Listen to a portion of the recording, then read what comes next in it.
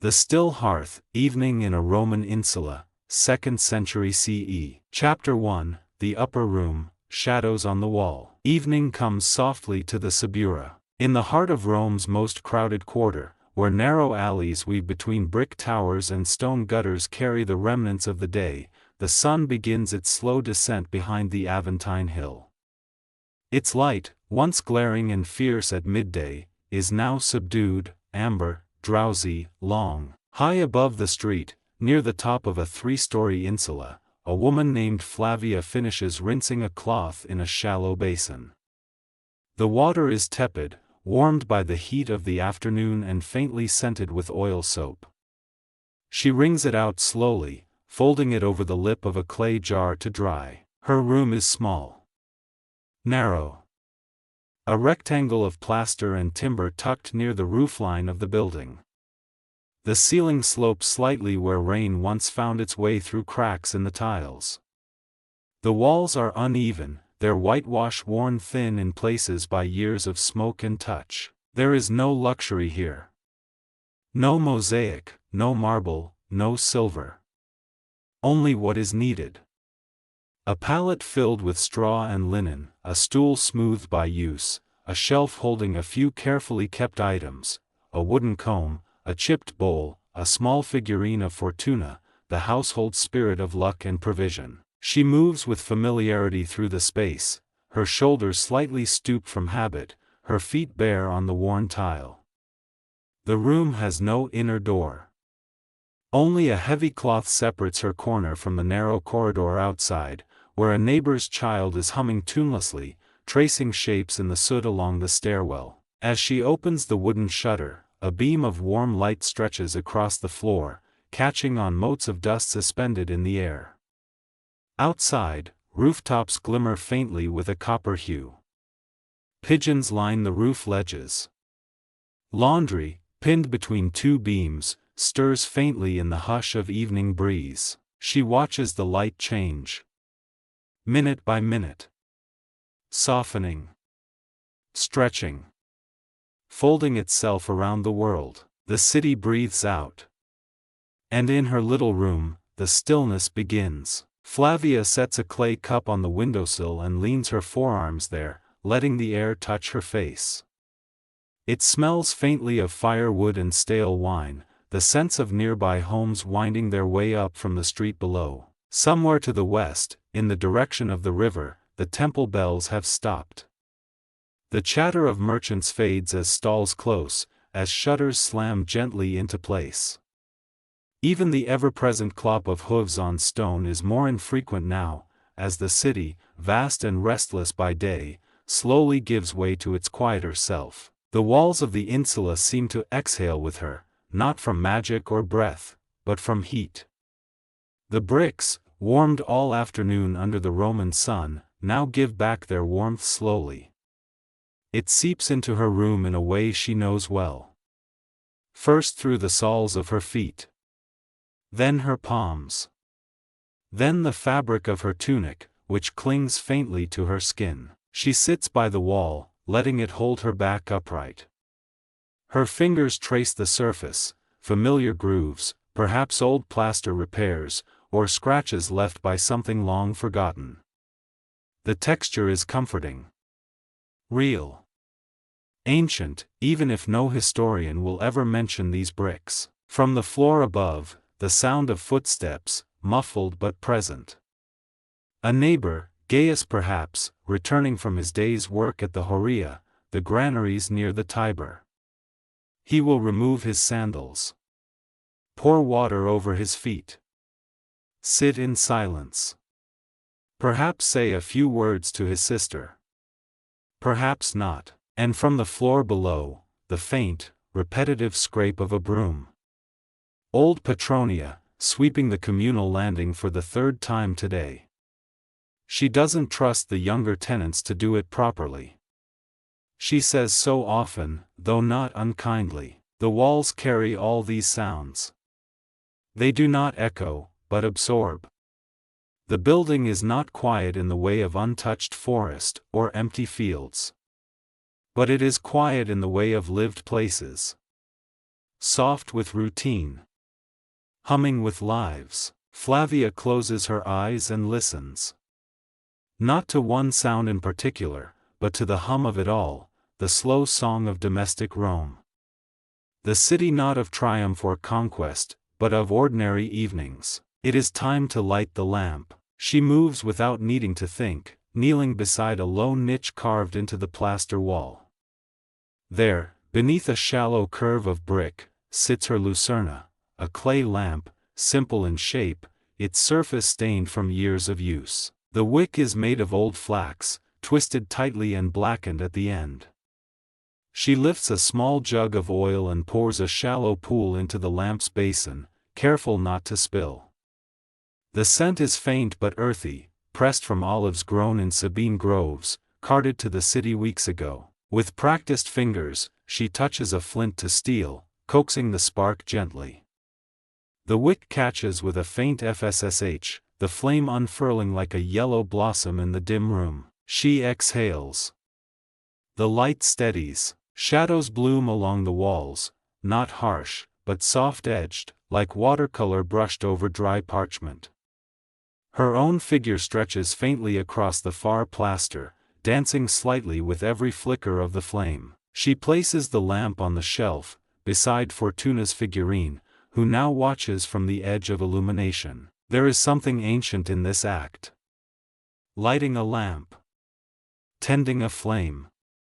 It links her to women long gone, to her mother, to her grandmother, to the unnamed mothers before them who bent over lamps in places now turned to dust. It is not grand.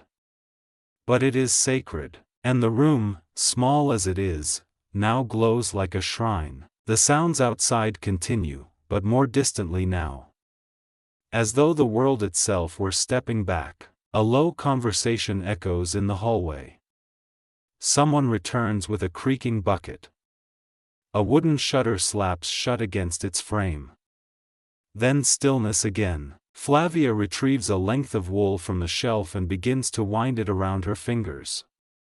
She does not plan to sew tonight, nor to weave.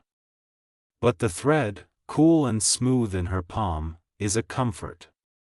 A gentle action for quiet hands. She thinks of her son, gone now 2 years, taken by fever.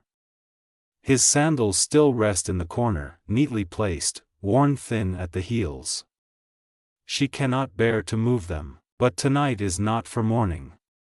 It is for breath. She sets the wool aside and kneels beside the mat, smoothing its corners. The straw within crunches softly beneath her hands. She straightens a linen cloth and adjusts the reed pillow. Then she sits again near the lamp. This hour, just before full night, has always been her favorite.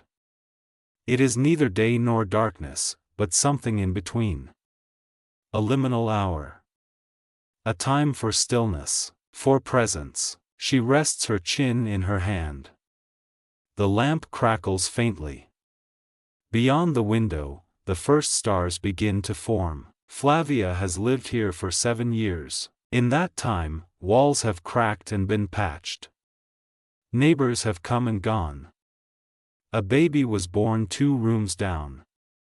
A cart once crashed in the alley below, waking the entire building. But this room, this small, worn, quiet space, has become her world. It asks nothing of her but care. And in return, it holds her life gently. Her memories. Her quiet joys. Her losses. She does not decorate it with painted frescoes or hangings. She does not need to. The light paints its own pictures. The shadows tell their own stories. And as she sits now, watching the final edge of the sun disappear behind the rooftops of distant temples, she feels no need to move. No need to speak. She is part of the hush now, part of the ancient breath of Rome. And in the upper room, beneath a low ceiling, by the gentle flicker of oil and shadow, the day ends, slowly, beautifully, in silence. Chapter 2, in the courtyard below, the boil of lentils. As the golden light fades from the rooftops above, the courtyard of the insula begins to change character, slowly, softly, without proclamation. The heat of the day still lingers along the lower bricks of the building, but a coolness has begun to drift in between the narrow alleys that frame this small Roman neighborhood. The air tastes faintly of dust and distant olives. The courtyard itself is little more than a square of packed earth hemmed in by cracked walls and the backs of low stairwells. It is not grand, nor designed.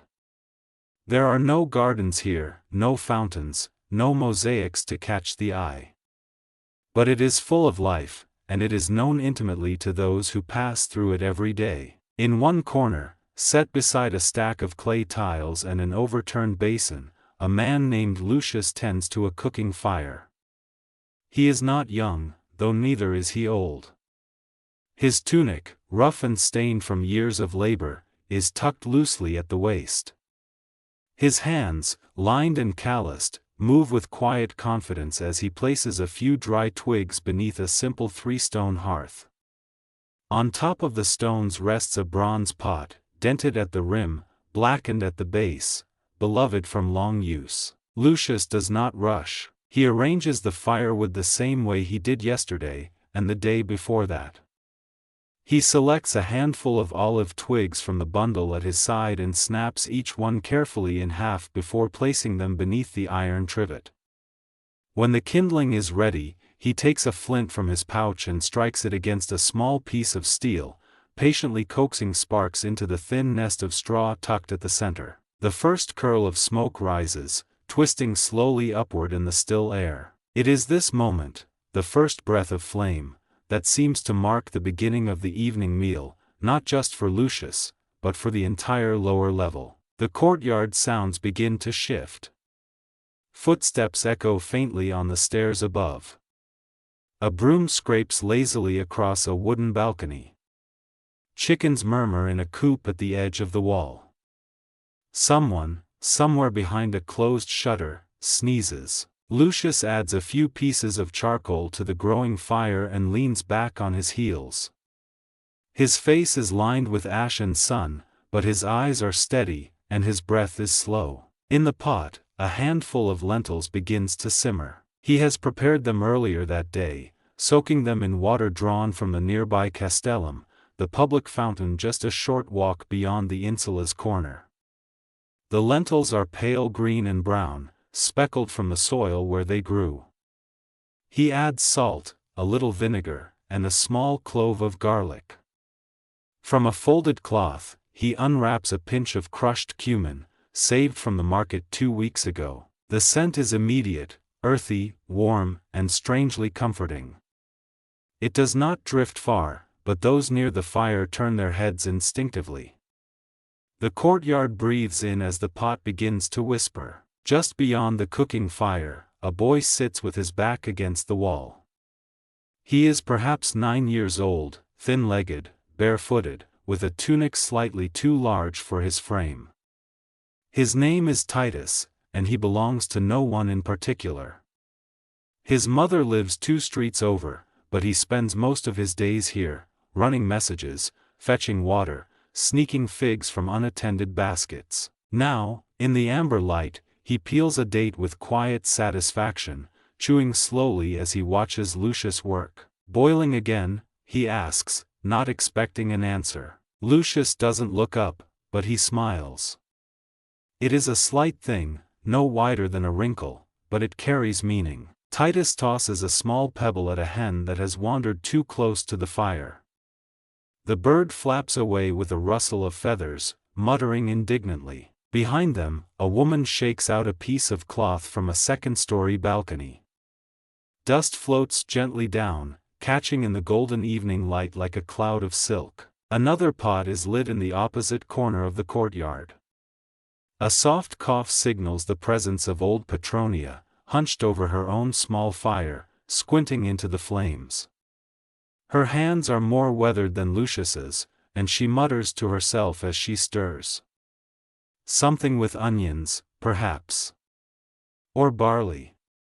She doesn't share easily, but she cooks every evening. These quiet acts, building fire, soaking lentils, tossing herbs into simmering broth, are small rituals, repeated endlessly in Rome's tens of thousands of homes.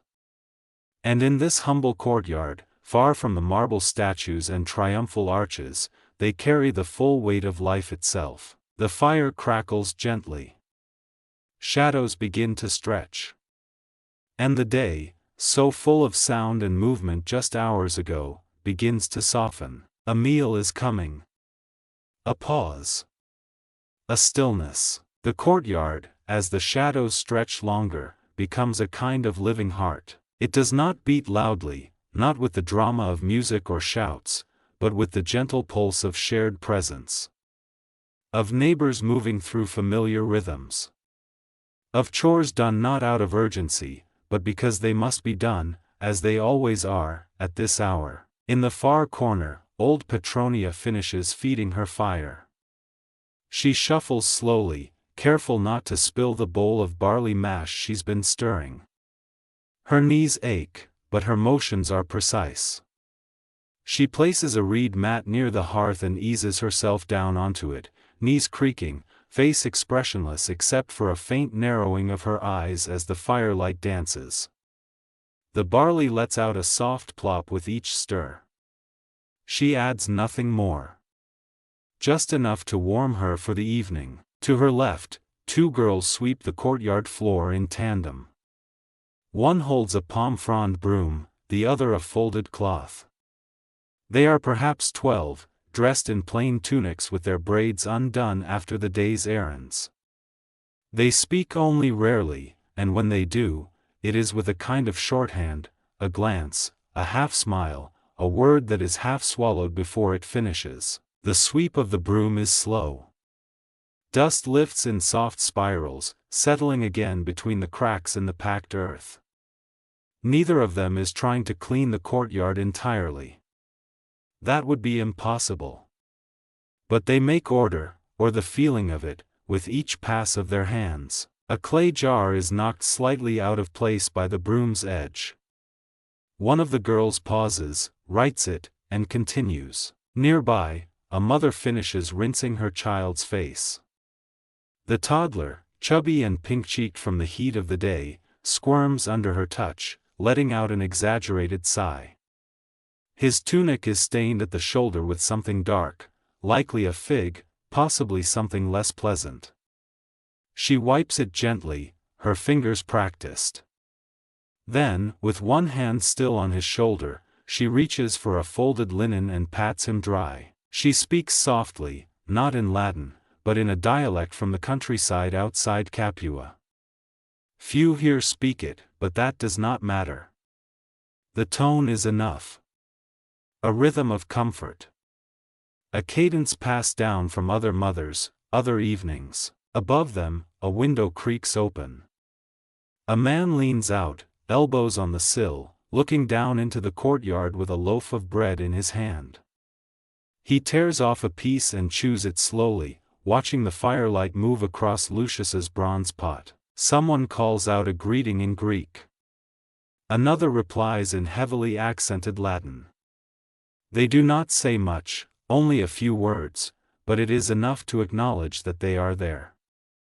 That night has come. That the air is changing. In the narrow space between buildings, voices begin to echo faintly from other homes, snippets of conversation carried on the dusk.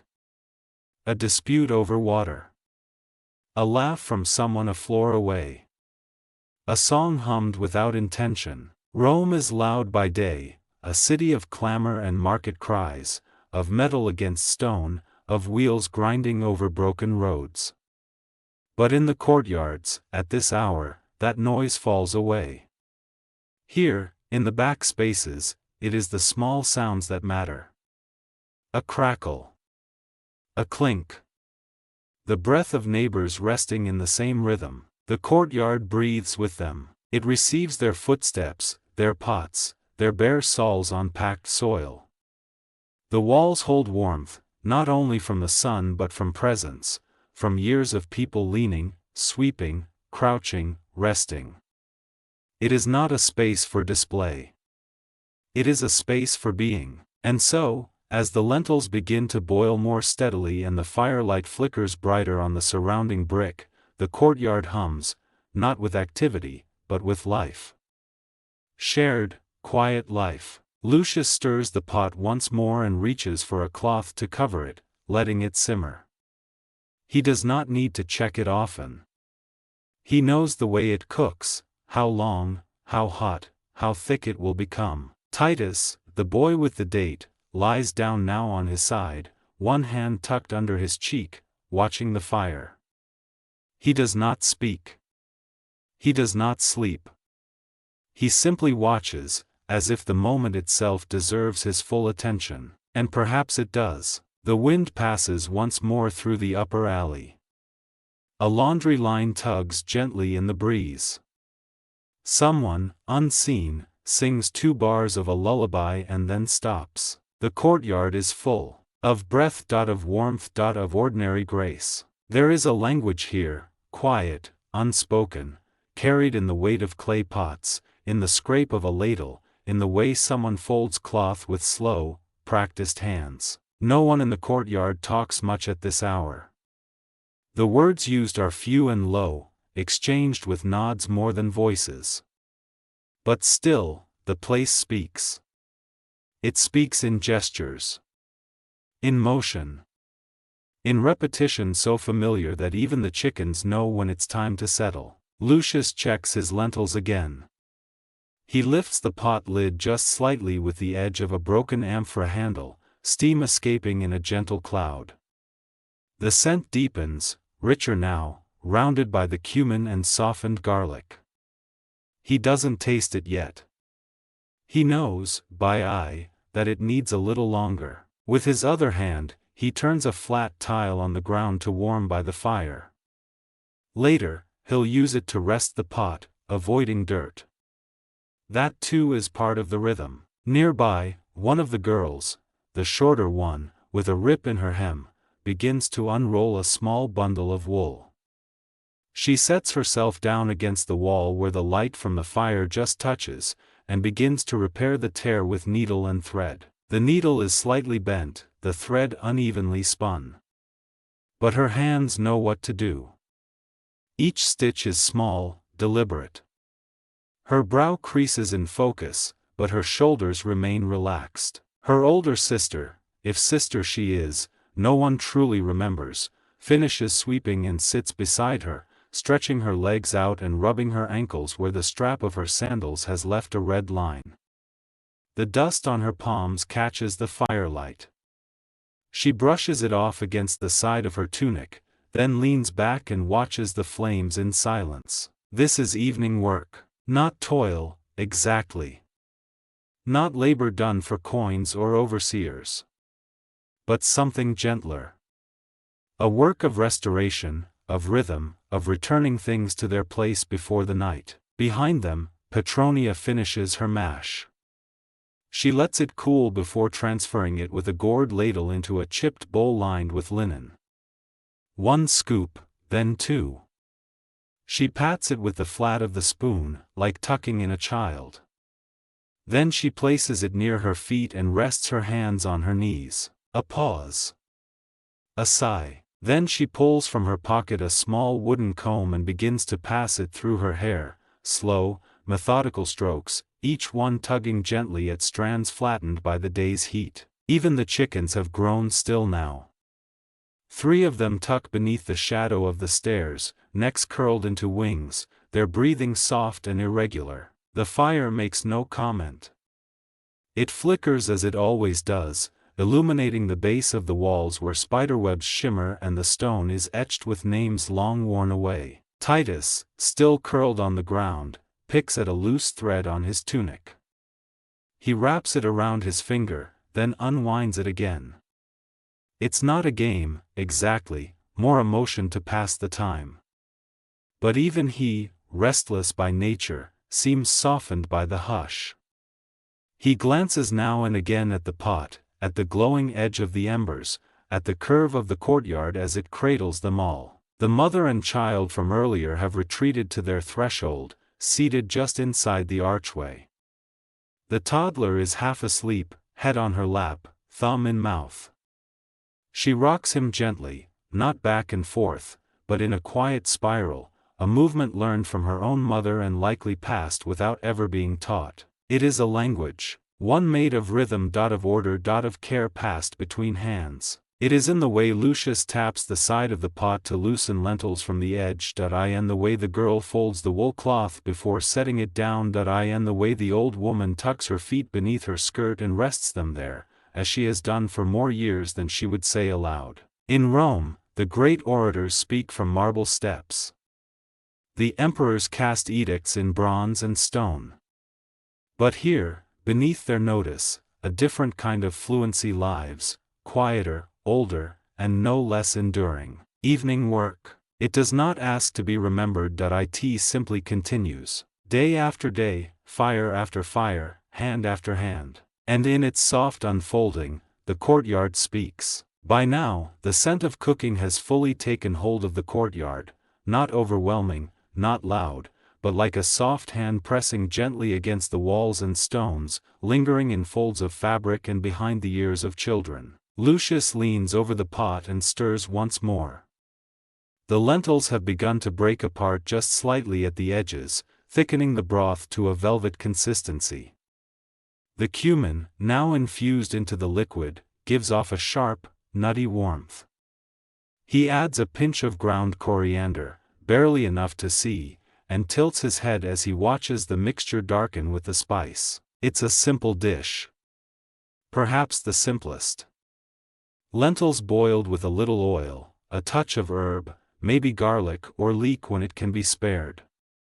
It is a meal of the plebs, of ordinary hands, not the fare of villas or feasting halls. But even here, flavor matters. He remembers his mother's cooking, not clearly, but in fragments, the way her hand sprinkled salt from a folded cloth, the soft crackle of wood under a bronze pan, the scent of bay leaves, dried and saved for special days.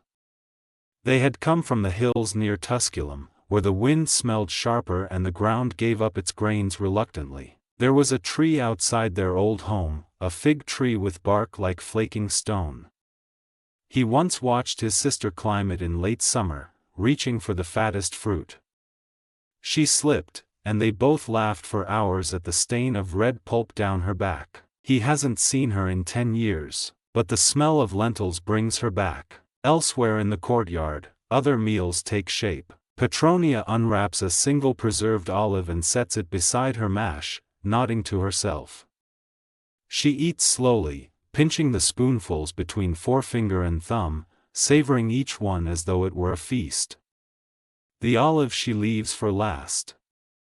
A ritual. On the ledge of a window, a hand appears, holding a skewer with 3 roasted chickpeas on it, blackened slightly from open flame.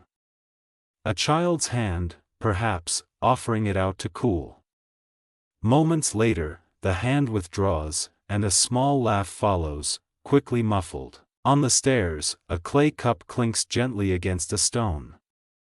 A boy is pouring water from a shared jug, letting it slosh once, then twice, before drinking. The water isn't cold, but after the warmth of the afternoon, it is enough. Somewhere above, someone is crushing dried herbs with the base of a cup. The rhythmic thump against a wooden board carries softly down. A neighbor preparing to flavor stew. Or perhaps tea. Or simply to hold the scent in the folds of cloth. No one is rushing. No one eats standing, or in motion. Here, the meal is not only for sustenance. It is a marker. An anchor dropped at the end of the day to hold everything in place. Titus, still lying near the fire, has grown hungry now. He eyes Lucius's pot with familiar boldness, but says nothing. Lucius, in turn, ladles a small spoonful into a cup, lets it cool, then offers it out wordlessly. Titus sits up, takes it in both hands, and begins to sip. The broth is hot, thick, with a sharpness at the edge, from vinegar or garlic or both. He doesn't flinch. He just drinks. When finished, he holds the cup out in Lucius's direction, who takes it back without comment, setting it beside the fire to rinse later. It is not an exchange that needs gratitude or permission. The act, like the flavor, is familiar.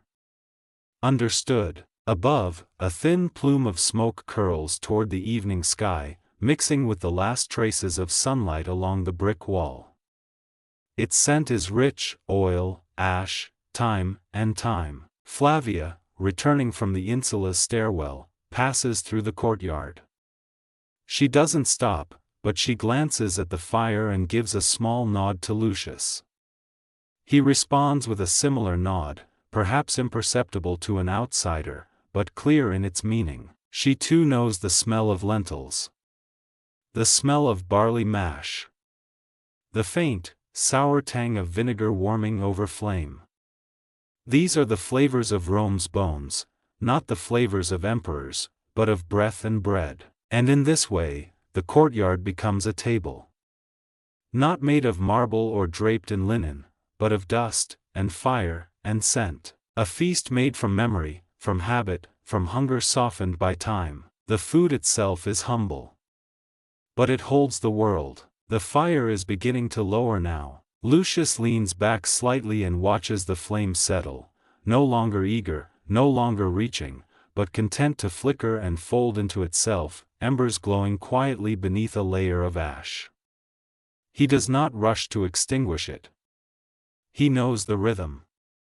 The fire will tell him when it is done. The pot is nearly empty. Only a shallow curve of lentil stew remains along the bottom, enough for a final portion, perhaps, or just to be soaked and scrubbed tomorrow morning.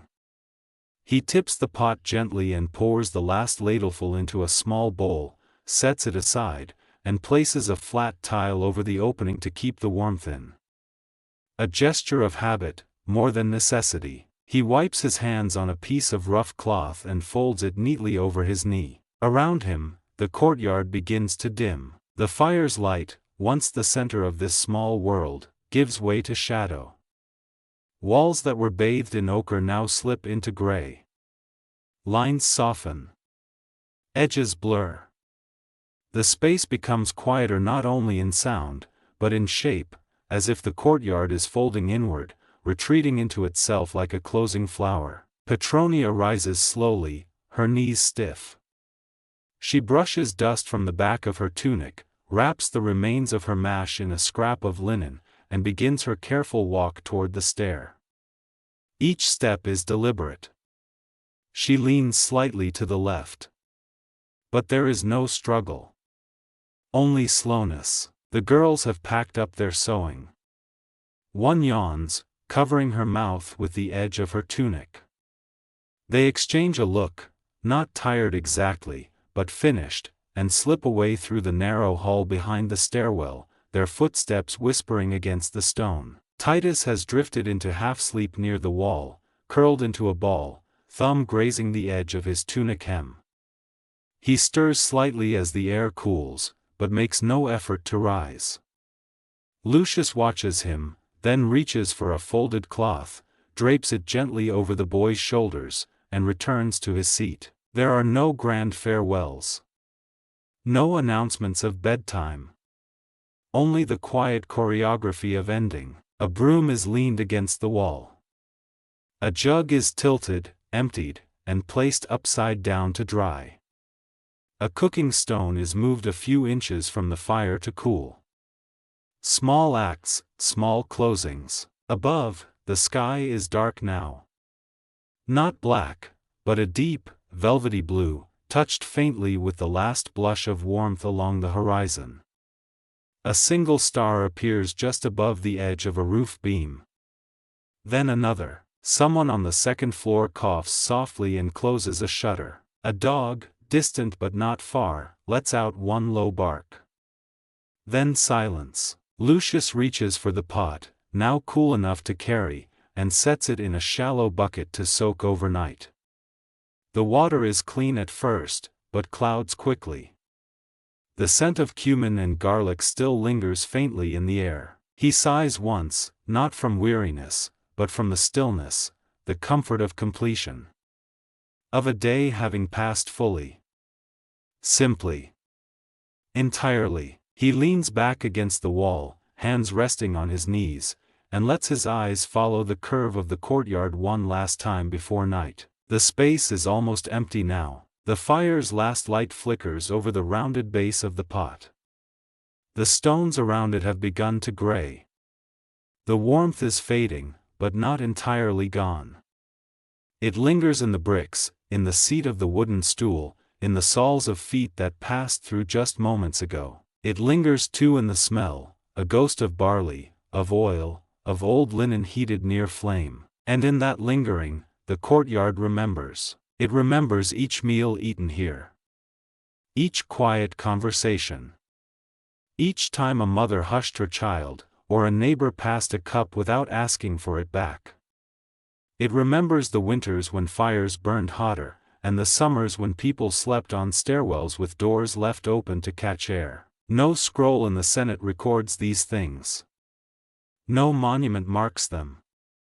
But they remain, carried in scent.in gesture.in ash. Finally, Lucius rises. He pours a final trickle of water onto the fire, not enough to douse it entirely, but enough to cool the last ambition from the coals. A gentle hiss. A faint puff of smoke. He stretches his back, gathers the cloth from Titus's shoulders, and places it beside the boy's sleeping form. The boy stirs, then settles deeper into the earth. Lucius steps toward the stair and climbs slowly, each tread worn smooth by years of ascent. Behind him, the courtyard breathes one last time. Quiet. Steady.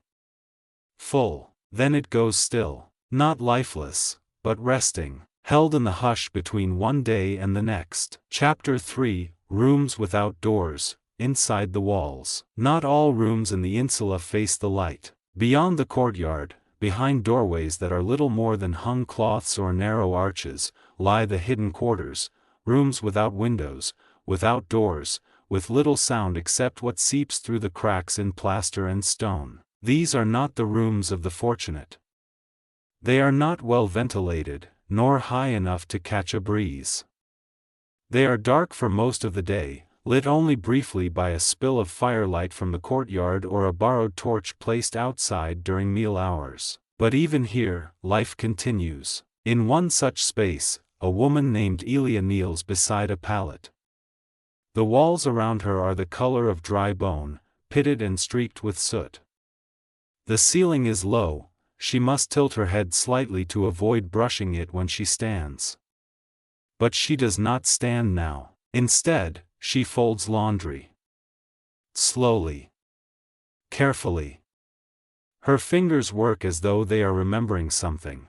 How to crease the tunic just so, how to stack the cloths without wrinkles, how to tuck the corners under like her mother once did, in a village she left 20 years ago and never saw again. The cloth is rough-spun wool, dyed in the pale shades affordable to her station, faded clay red, washed olive, undyed cream.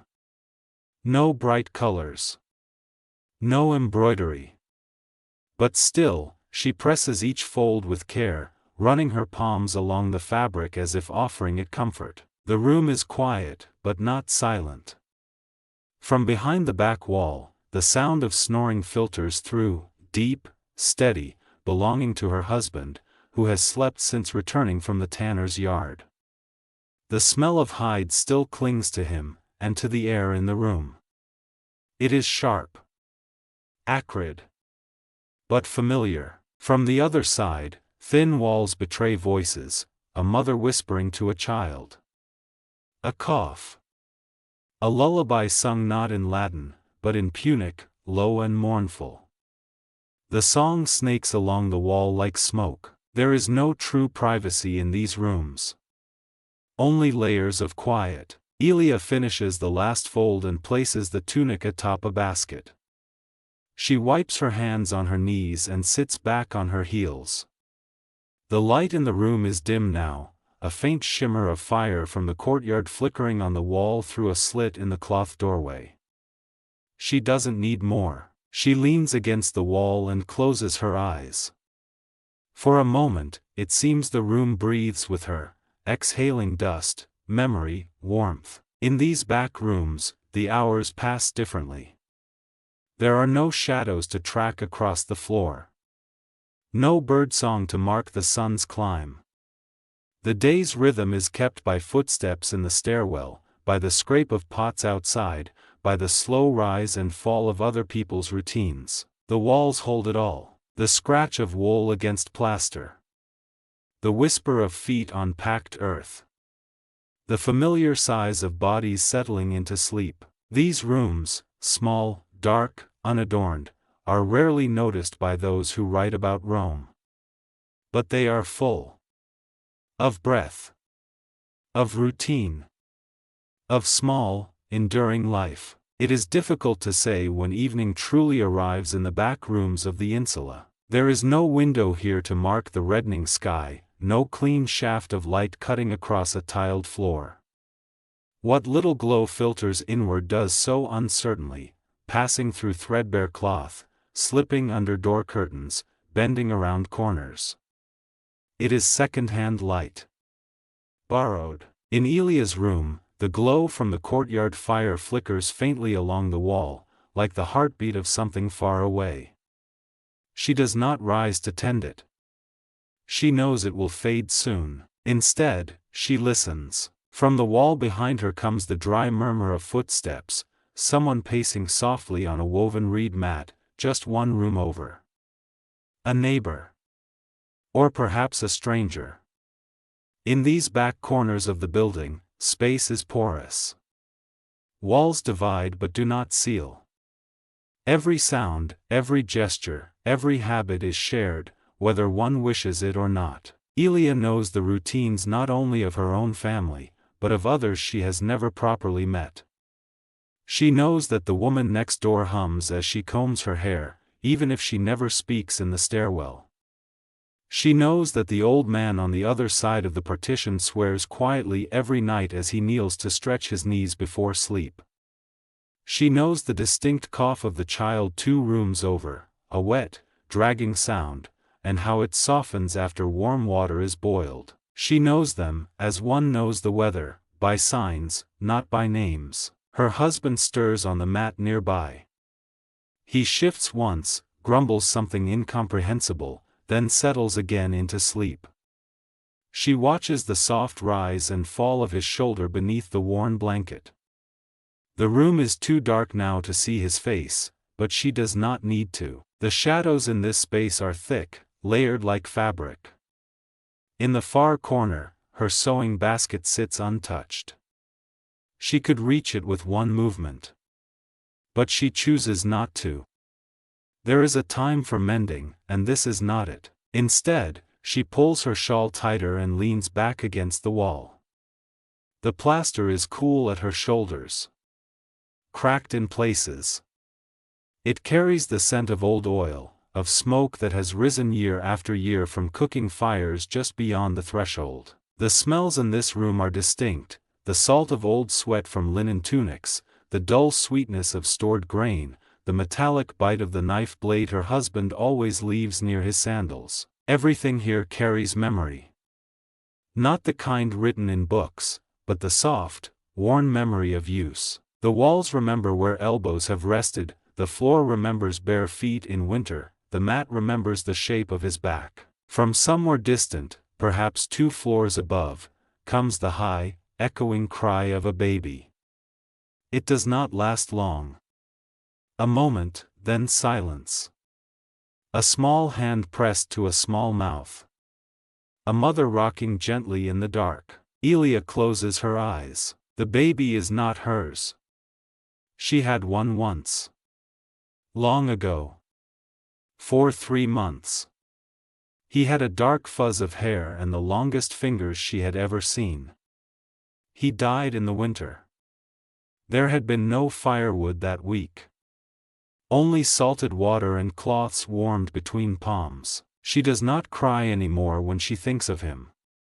But sometimes, in these silent hours, she folds a tunic and presses it a little longer to her chest before placing it down. Outside, a door creaks. A cough. A single voice calling across the stairwell. Then nothing. In rooms like this, night is not a thing that falls, it is a tide that rises slowly, soaking into corners, until all is still and dim and low. Elia stands now, slowly. Her knees ache.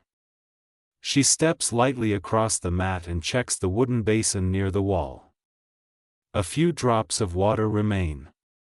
She wets her fingers and presses them to her temples. The gesture is old. Almost prayerful. She returns to her corner and sits again, adjusting the shawl over her legs. There is no lamp tonight. Oil is low. But the fire in the courtyard will glow a little longer. Enough to see by if one truly looks. She does not look. She listens. The walls murmur, the floor creaks that a man exhales in sleep. And in this soft dark, the world holds. Not because it is bright, or grand, or full of glory, but because it breathes. Quietly, without needing to be seen. The wall behind Elia is not smooth. Its surface carries centuries of contact, hands pressed to it while rising from a mat, children scratching lines with broken pottery shards, shoulders brushing it in the dark as people pass. The plaster has cracked in two long vertical lines, and one corner has fallen away entirely, revealing the rough brickwork beneath. In the daylight hours, these flaws might disappear. But now, in the hush of night, they are vivid. Tangible. The cracks seem to hum with their own quiet memory. Elia runs her fingers across one of them, tracing it from shoulder height to the floor. She does not know when it formed. Perhaps in the last rainstorm. Perhaps 10 years ago. But her hand knows its path. She has followed it many nights. Behind that wall, once, there lived a family with 7 children. That was long ago, before the girl with the bent foot moved in, before old Petronia came downstairs, before even Lucius had his corner near the fire. She remembers the sound of them, not as individuals, but as a presence, the rustle of tunics, the scraping of sandals, the bursts of laughter that echoed up the stairwell before dinner.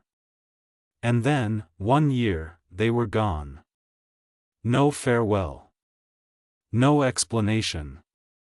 Just silence, followed by new voices, new coughs, new rhythms. The wall still holds their echo. Not clearly, but enough. In the far corner of the room, beneath the place where the ceiling meets the beam, a child once drew a spiral in charcoal. Elia had found it years ago, when she cleaned the corner for the first time. The spiral was rough, a little smeared, and faded by damp, but unmistakable. She never erased it. She does not know who made it. But some evenings, when the light bends just right across the wall, she sees it again, and wonders where that hand is now. Rome is built on stones and stories. But these walls, the ones in back rooms, in courtyards, in places with no mosaics or statues, remember in silence. They do not tell.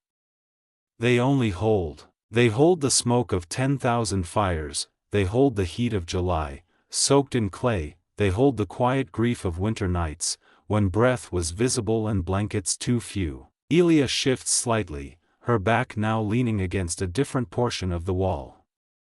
This patch is smoother, repaired last spring after a crack widened enough to let in wind.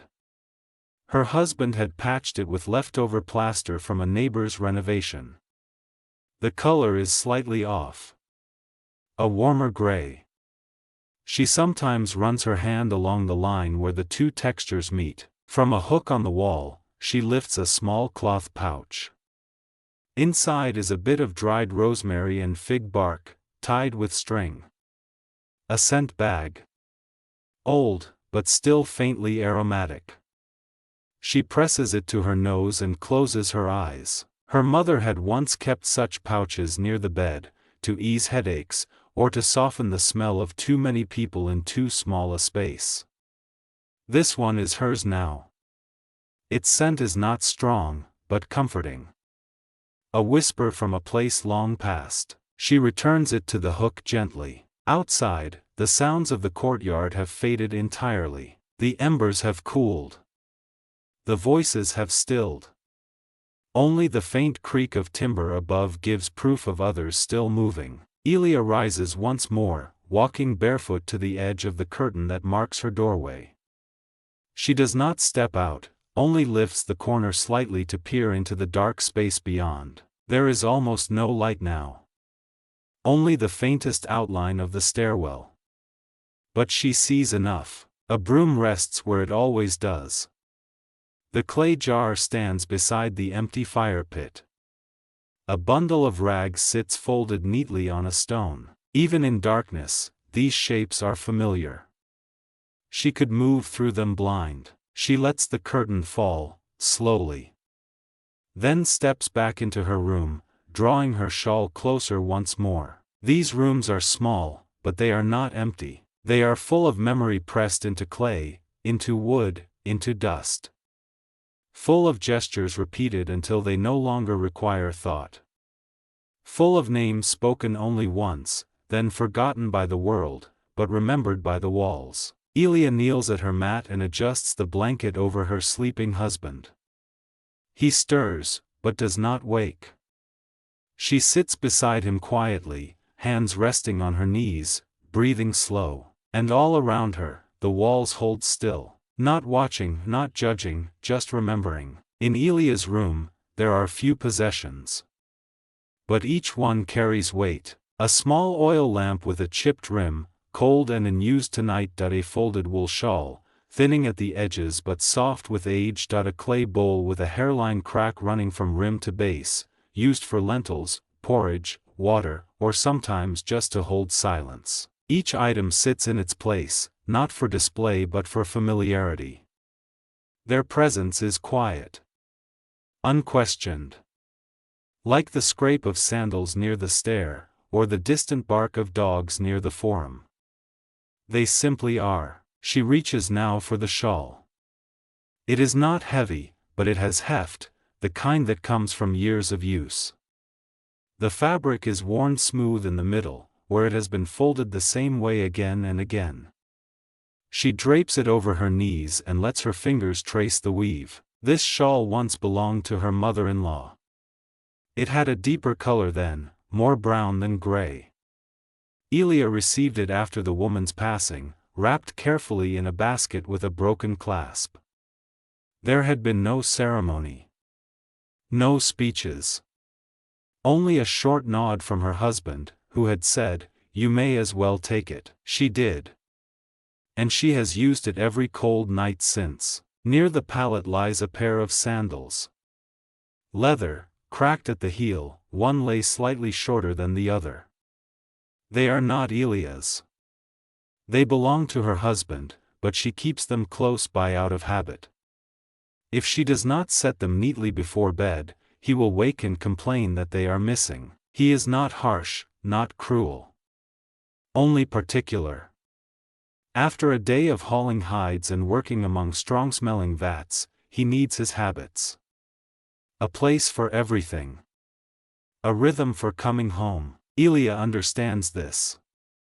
She has her own habits too, less spoken, more internal. Like the way she always folds her sleeping mat twice before sunrise.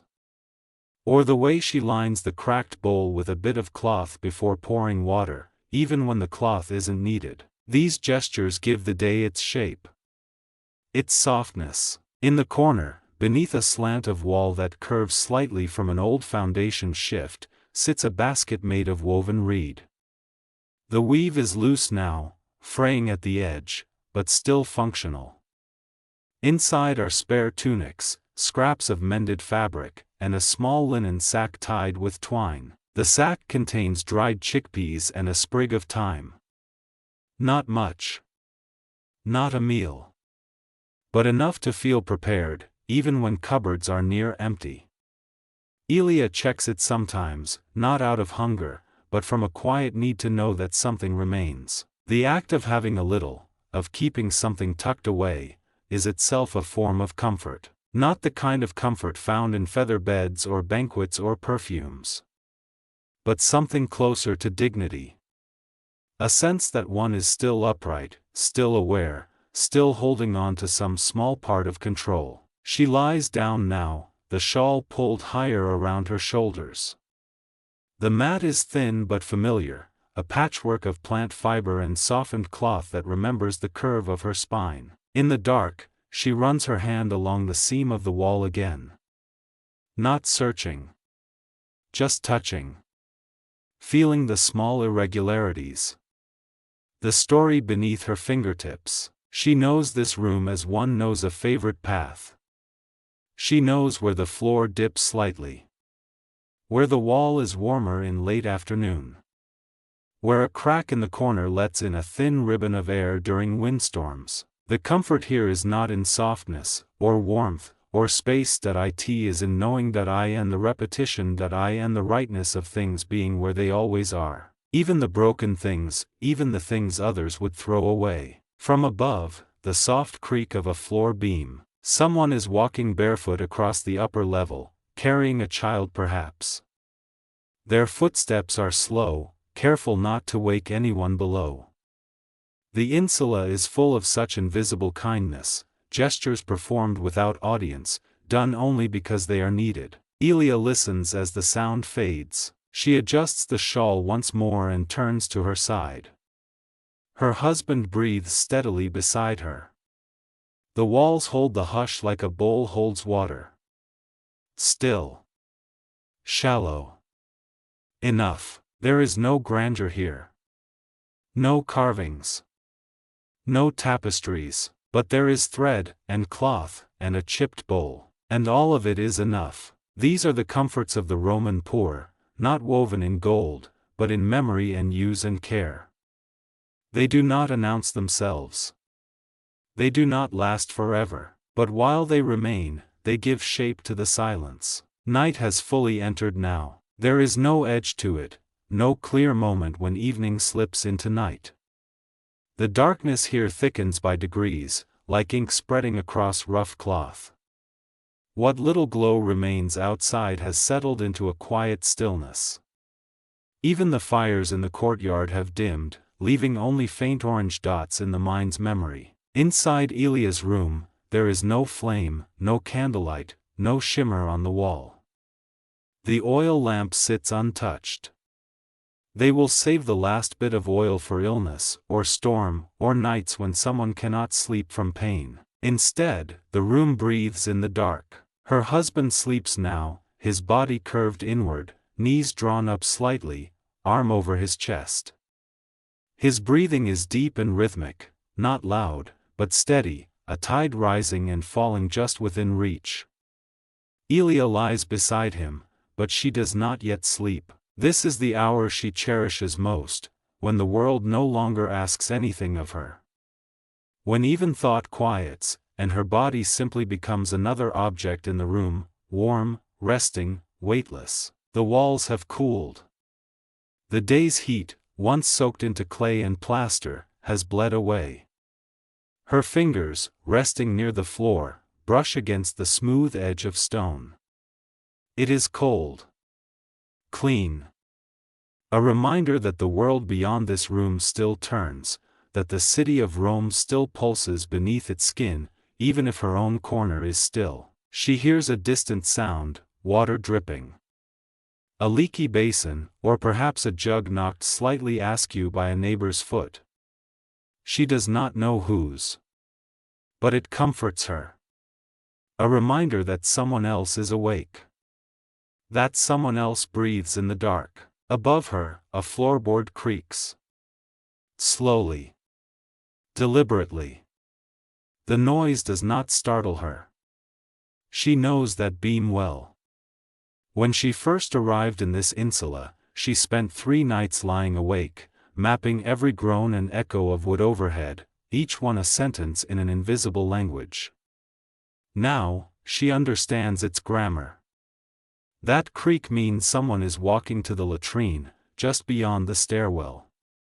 They'll return soon. She turns to her side, adjusting the shawl at her back. It clings slightly to her skin. The air is cool, but her body is warm beneath the cloth, not in luxury, but in containment. In the way walls hold warmth when there's nothing left to burn. In the far corner, the bowl from earlier sits untouched. It holds no food now, only shadow. But she knows exactly where it is.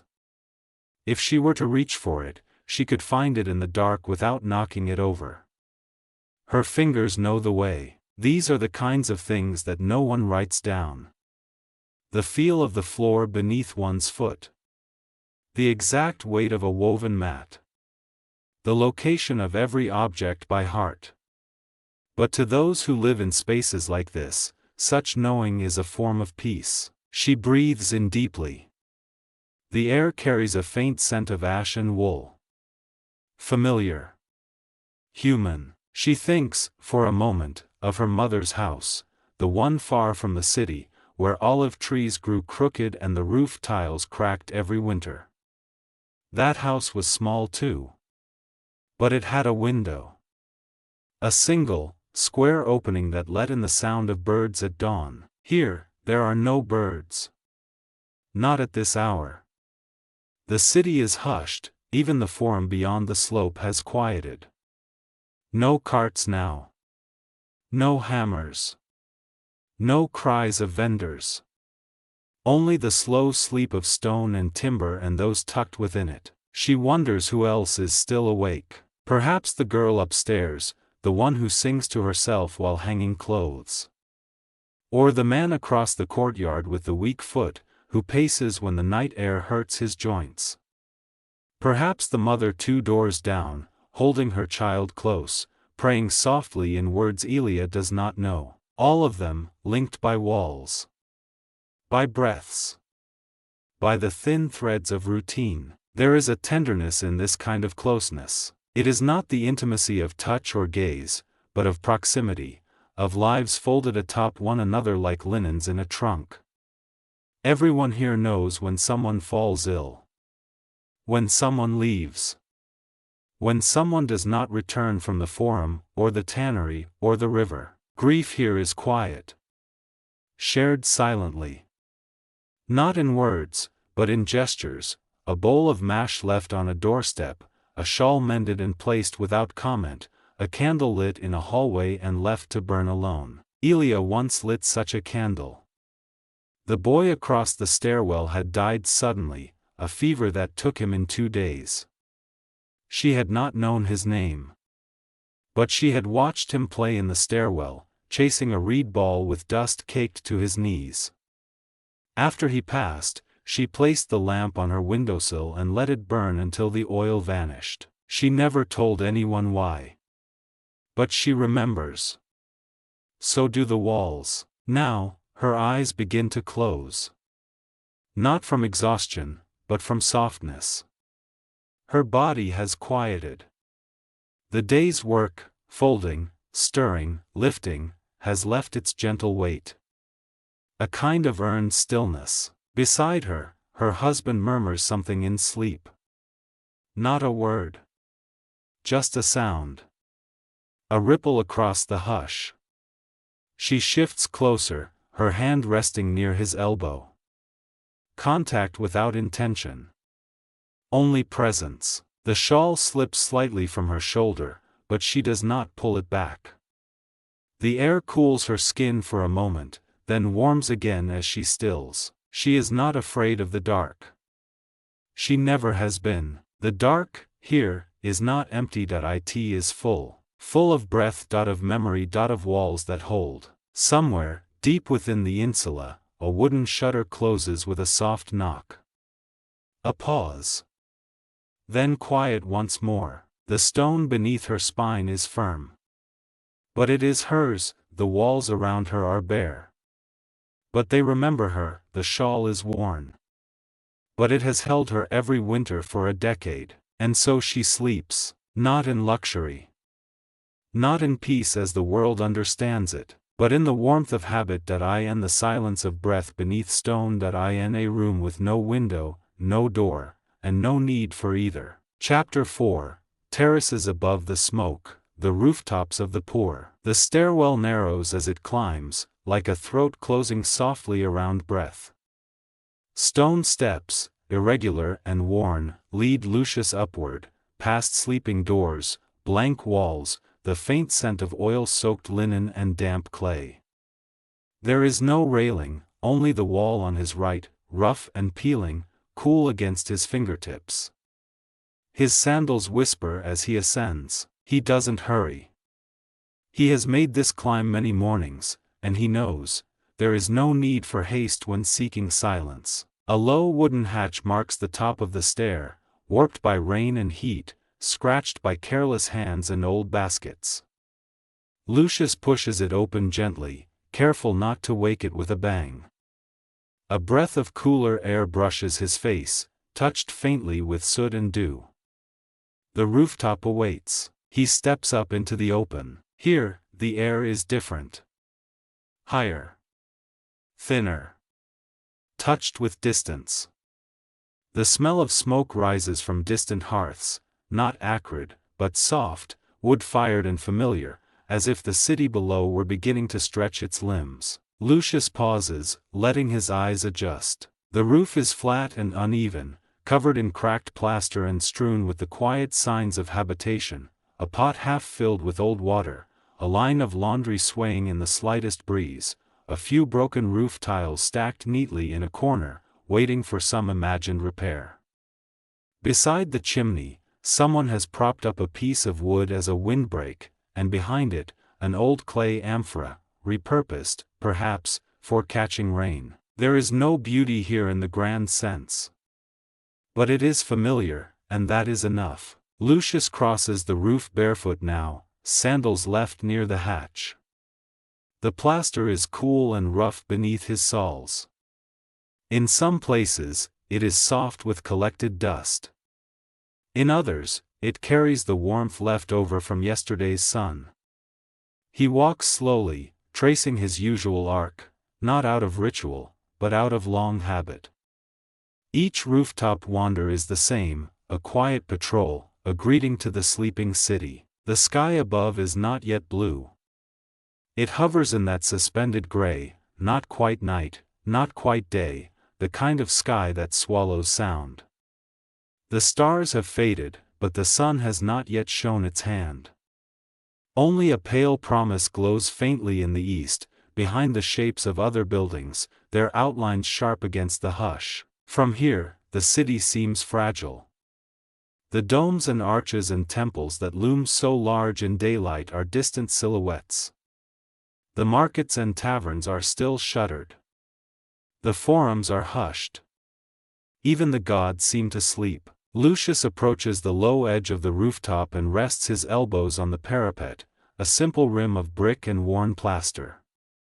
Beyond, rooftops stretch in every direction, rising and falling in uneven rhythm. Some are tiled, others flat like his. A few rise higher still, touching the upper floors of taller insulae, where wealth buys air and distance. But even up here, wealth feels far away. He can hear the city begin to wake. A cough below, the creak of a pulley lowering a bucket down a well, the sharp call of a gull over the Tiber. A rooster's cry, faint and 2 streets over. None of it urgent. Nothing loud. Just life, beginning again. To his left, on the rooftop 1 building over, a boy leans against a similar parapet. Thin, shirtless, no more than 10. He's watching the smoke rise from a bakery chimney across the alley, fascinated, perhaps, by the slow twist of vapor against morning. The boy sees Lucius and nods once. Lucius returns it. No words are exchanged. There is no need. Up here, silence is not empty. It is communal. Lucius lowers himself to sit cross-legged near the edge, back straight, arms resting on his knees. His tunic folds around him, slightly stiff from last night's air. From this spot, he can see down into a sliver of street, a narrow lane where shadows still pool against the cobbles. A cat pads along the gutter. A single door creaks open, and a broom begins its morning work. He thinks of Elia, still asleep 1 level below.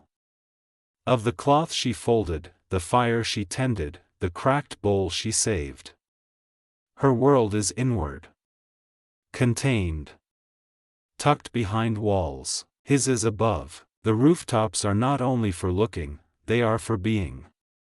They are the one place the poor of Rome can feel unguarded, unhurried, unneeded. Here, no one asks for coin. No one demands labor. The only expectation is breath. Beside him, a clay jar rests against a broken tile.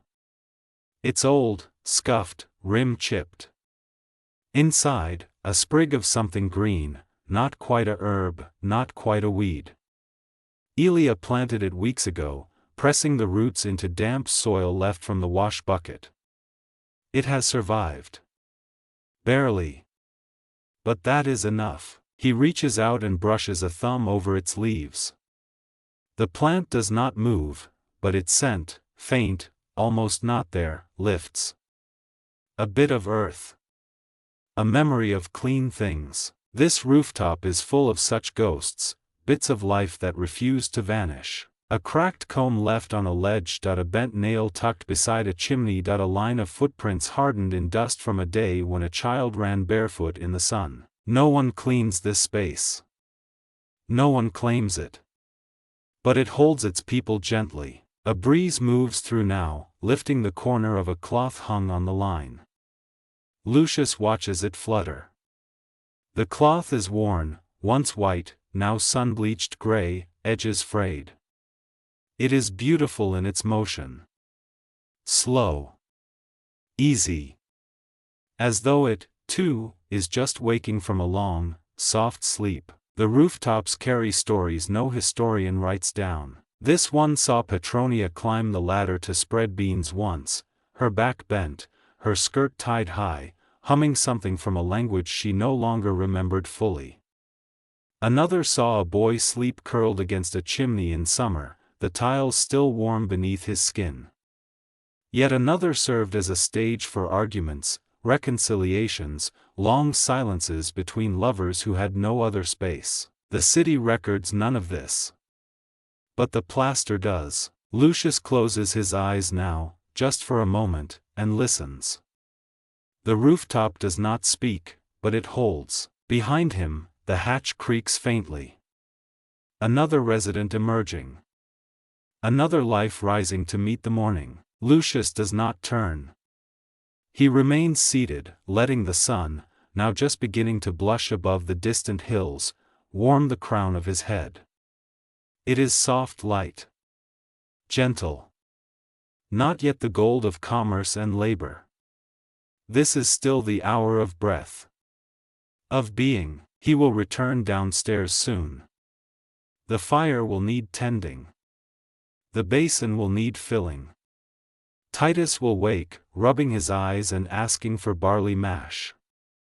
Life will continue. But for now, he is here, above it, within it, part of it. A man on a cracked rooftop. A quiet morning. A city that breathes. The rooftops of the insulae are rarely empty. Even when no footsteps echo across their surfaces, they hold the weight of presence, of cloth and dust and echoes folded into linen. Above the stone and shadow of the sleeping apartments below, the day begins not with the sound of voices, but with the movement of fabric. Elia steps through the hatch softly. She carries a shallow basket woven from old reed strips, its sides darkened with use. Inside, a bundle of laundry, damp and heavy with clean water, folded to keep the scent of olive soap close. Her fingers are red from wringing, but she does not mind. There is comfort in the routine. She pauses, letting the air settle around her. The rooftop is brighter now. The horizon has caught fire in pale golds and dusty pinks, washing the city in a blush that softens every edge. Smoke rises in lazy spirals from distant ovens. Birds perch on exposed beams. One flutters to a broken urn and pecks half-heartedly at the rim, then departs with a whisper of wings. Lucius is still seated near the parapet, unmoving. She does not disturb him. The quiet between them has always been companionable. She lets it stretch. She walks across the plaster slowly, the hem of her tunic brushing dust. Her shadow stretches behind her, long, soft, without angles. It moves with her like a second shawl. She finds her usual corner, near a low chimney where a loop of rope is strung between two bricks, one tied with fraying twine, the other anchored by a broken amphora. It is not beautiful, but it is sturdy. She has tested it many times. One by one, she lifts pieces from the basket: a tunic, 2 strips of linen, a cloth used to wrap herbs, and a child's scarf with one edge mended twice over. She smooths each item in her hands before pinching them to the line. No clothespins. Just careful folds and memory. The line sags a little under the weight, and the garments sway slightly in the breeze. The scarf ripples first, catching a bit of morning light in its edge. Then the tunic. Then the herb cloth. Each item moves on its own, but together they form a quiet dance, a kind of suspended breathing. Up here, laundry is not just labor. It is presence. Proof of life. The rooftops hold no portraits, no statues, no scrolls. But they remember who lived by the shadows they leave in cloth. Elia steps back and studies her line. Not with judgment, only with care. The colors are muted. Nothing bright. Faded browns, grays, the dull red of city-washed wool. But the light warms them, and they glow gently in the rising sun. She rests the basket at her feet and sits cross-legged on the roof. The surface beneath her is warm now. Her fingers pick idly at the edge of her shawl, finding a loose thread and tucking it back into the weave. A small ritual. A small claim of order. From across the roof, Lucius shifts slightly, adjusting his seat. They do not speak. Silence here is not awkward. It is practiced. Honed. Like the way neighbors pass each other in the stairwell with only a nod. Like the way a mother hushes a child without words. The rooftop absorbs speech before it is needed. She listens instead, to the snap of cloth against rope. To the hum of a beetle crawling near a crack in the plaster. To the low, distant chant of morning prayers rising from a temple beyond the alley. Everything, here, is soft. Even sound. To Elia, the rooftop has always felt a little like a second home. Not because it is hers, nothing here truly belongs, but because it holds no ceiling. No weight pressing down. Just air. Just height. She remembers coming up here years ago with her sister, when the world below had become too full, children crying, pots boiling over, the landlord shouting about unpaid fees. They had climbed in silence, each carrying a bowl of wash water, and sat shoulder to shoulder by the chimney. They had not spoken. But they had stayed until the sun dipped past the distant hills and the shadows folded into each other. The memory is quiet, but full. She wonders where her sister is now. Perhaps in a different building, or a different city. Perhaps not living at all. There was no goodbye. Only the slow dissolving of routine. But sometimes Elia looks at the spot where they once sat, and it is enough. On the rooftop beside theirs, a woman emerges. Middle-aged. Wrapped in a thick apron, hands stained from baking. She carries 2 small loaves wrapped in cloth and places them beside a pot of basil growing in a broken crate. A few pigeons stir near her feet, but she waves them off with a practiced flick. Then she, too, sits. Not to speak. Only to be. Elia catches her eye and lifts 2 fingers in greeting. The woman does the same. No names are exchanged. But names are not always necessary. Rooftop life runs on gestures, on rhythm, on presence. A line hung. A jar tended. A neighbor noticed. The sun is higher now, but still soft. Its warmth has reached Elia's knees. She leans back on her hands and lets her head tilt to the side, watching a swallow cut across the sky. One clean line. One wing beat, then glide. Lucius joins her quietly, settling beside the basket. His presence is wide-shouldered, comforting. He doesn't speak either. They sit together, two figures outlined against broken brick and wavering cloth. A piece of linen detaches from the line. The breeze lifts it, carries it a few paces, then drops it near the chimney. Elia doesn't rise. She'll fetch it later. For now, she lets it lie where it lands. All around them, rooftops breathe. A dog barks far below. A child laughs from a window. A pot clatters. But the rooftop remains still, and full. There are no marble eaves here. No wealth. No frescoes. Only cloth, and air, and time. Top of form, bottom of form. The rooftops of the poor hold no gardens. No mosaics. No shaded colonnades. And yet, they hold the sky. It may only be a portion, a wedge of open blue between taller buildings, interrupted by chimneys, scattered with soot. But it is theirs. Above the layers of stone and labor, beyond the odors of boiling oil and tannin, the sky offers something rare: distance. Lucius leans back on his elbows, gazing upward. The morning has moved quietly onward. The sun has risen, no longer blushing, but warming in a steady, pale gold. The air is still mild, not yet pressed by the weight of noon. A faint breeze runs across the rooftop, enough to stir the cloth on the line but not enough to chill. It is the kind of hour made for looking. He does not search for gods among the clouds, nor for omens in bird flight. Those belong to priests and augurs, to marble halls and incense rituals.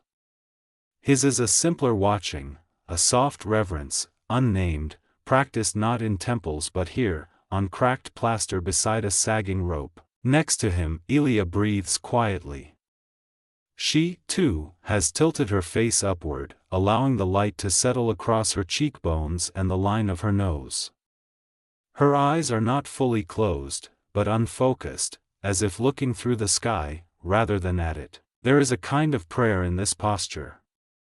Not of words or invocations, but of stillness.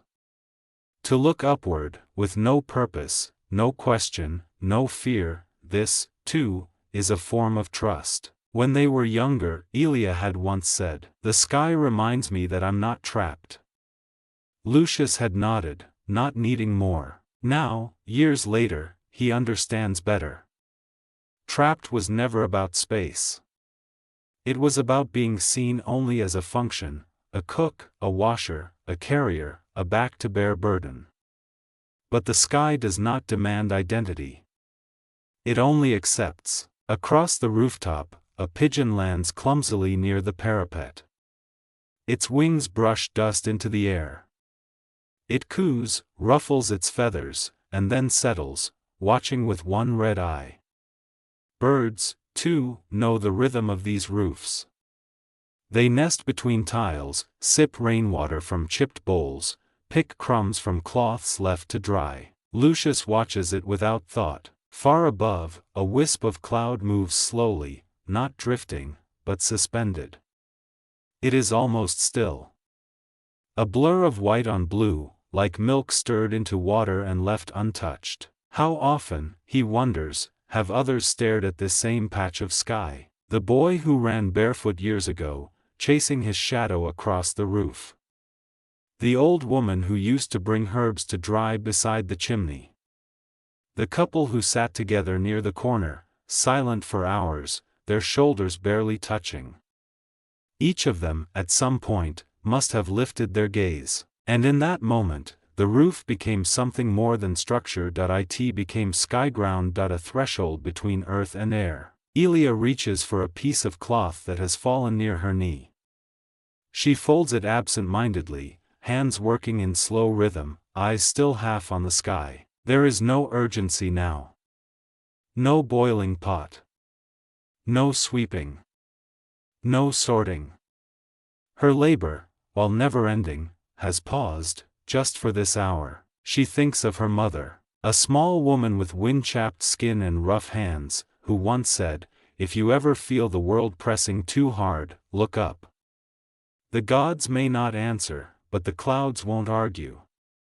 Elia had laughed then, not understanding. But she remembers the way her mother's eyes softened whenever she turned her face toward the sky. Now, decades later, the lesson has settled in her bones. A thin wisp of smoke rises from a chimney below, catching the light like a ribbon. It twists upward in a slow spiral, fading into the air just as it passes above the roofline. For a moment, it seems to blend with the clouds, a perfect seam between man and heaven. Lucius follows it with his eyes, then lowers his gaze. The city's taller structures are visible in the distance, the spires of temples, the angled shadows of administrative buildings. But from here, they are silhouettes. Background.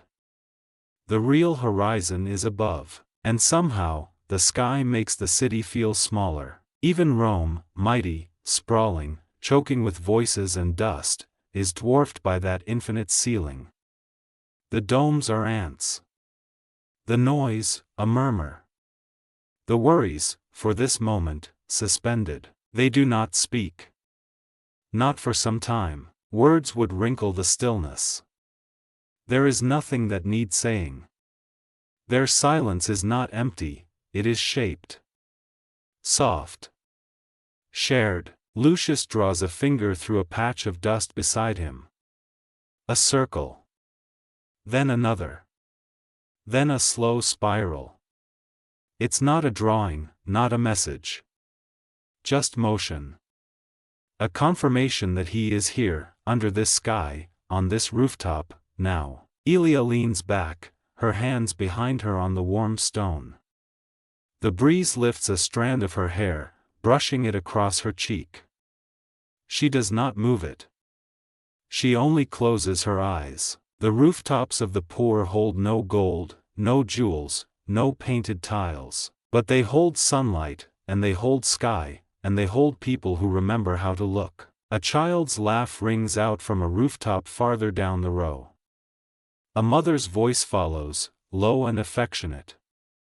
A piece of cloth flutters loose and drifts from its line, floating between the buildings until it disappears from view. No one chases it. No one calls after it. Everything above the smoke is slower. Below, pots will boil, carts will rattle, tempers will flare. Below, the world resumes its turning. But up here, under this patch of blue, time stretches like cloth in the sun. Elia sits up and brushes the dust from her hands. She glances at the laundry. The sun has moved higher, pulling the shadows back. Soon the linen will be dry enough to fold. Soon the rooftop will warm too much to linger. But not yet. Lucius rises beside her and stretches, slow, unhurried, his arms reaching to the sky as if to greet it. For a moment, he seems larger, as though his body could touch the air above. Then he exhales and lowers his hands. They gather the cloth together. They fold it carefully. No rush. Each motion simple. Each crease familiar. And as they work, the sky watches, not judging. Not promising, only watching. By midday, the rooftop is no longer cool. The plaster has warmed, and the air smells faintly of sun on brick, old dust, and something vaguely metallic, perhaps from a broken roof tile or a rusting nail near the chimney. Elia and Lucius sit apart now. Not out of distance, but rhythm. Rooftop life is a quiet choreography, each person moving through space in slow, separate circles. One rises, one rests. One folds, one watches. No words pass between them. The silence up here is not emptiness. It is the room that breath leaves behind. The wind has grown quieter, no longer playful, but steady. It carries the scent of smoke. Not the acrid burn of trash or oil, but the soft, wood smoke perfume of small hearths. Someone is boiling lentils nearby. The scent drifts up slowly, blending with others, charred onion, a pinch of bay leaf, perhaps, and the faint sweetness of overripe fruit from a basket tucked near a wall. This is the scent of the rooftops, not singular, but layered. Each waft is an echo of a home below. Lucius stands beside a chimney now, tall, square, blackened around the mouth with generations of fire. The bricks are chipped, some rounded by years of weather. He reaches up and touches one. It crumbles slightly under his fingers. Mortar gives way like stale bread. He doesn't mind. The decay is gentle, slow. The chimney still stands. He looks inside but sees only darkness, a throat of soot, swallowing light. A puff of warm air rises from deep below, carrying the sharp scent of ash. This is the same chimney that warms the cooking pot 2 floors down. He imagines the family there now, hunched near the coals, ladling thin broth, not speaking much. The rooftop lets him listen to them without intrusion. Nearby, a pigeon lands and scuttles along the ledge. Its claws make soft clicks against the tile. It pauses beside a broken pot, then peers into it with a tilted head. Lucius watches it, unmoving. The city has pigeons, like it has bricks, countless, soot-colored, and always near. But up here, they are not pests. They are neighbors, bold, unbothered, occasionally absurd. Their presence is one more note in the rooftop's quiet orchestra. Across the way, a door opens with a long creak. A woman steps through, one of the tenants from the far stairwell. Her name, Lucius does not know. She carries a shallow basin and places it carefully beside a stack of cracked tiles. From the basin, she lifts a cloth and begins wringing it out with strong, silent hands. The water falls in slow droplets onto the rooftop. Lucius listens. There is a rhythm to it: twist, squeeze, pause, drip. Over and over.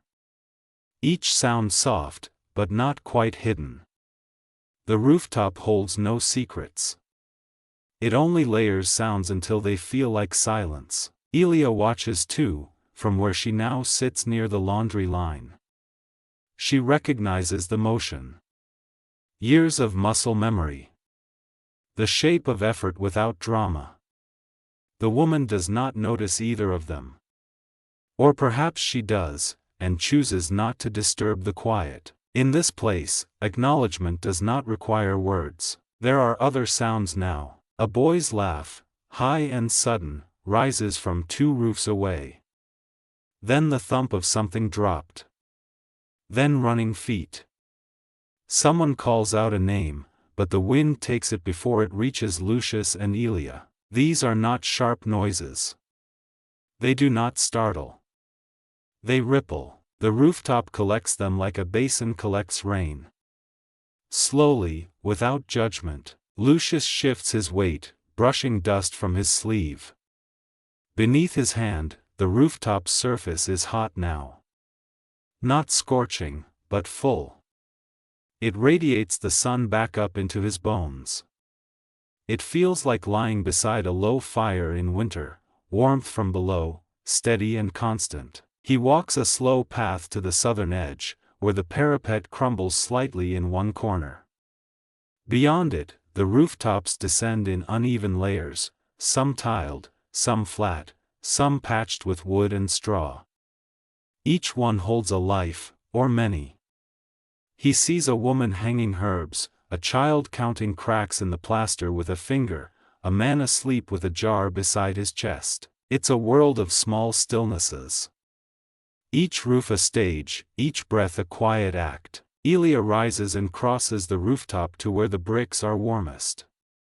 There, near the parapet, she crouches and inspects a shallow crack in the surface. It's filled with dirt now. A weed has taken root, thin, pale, defiant.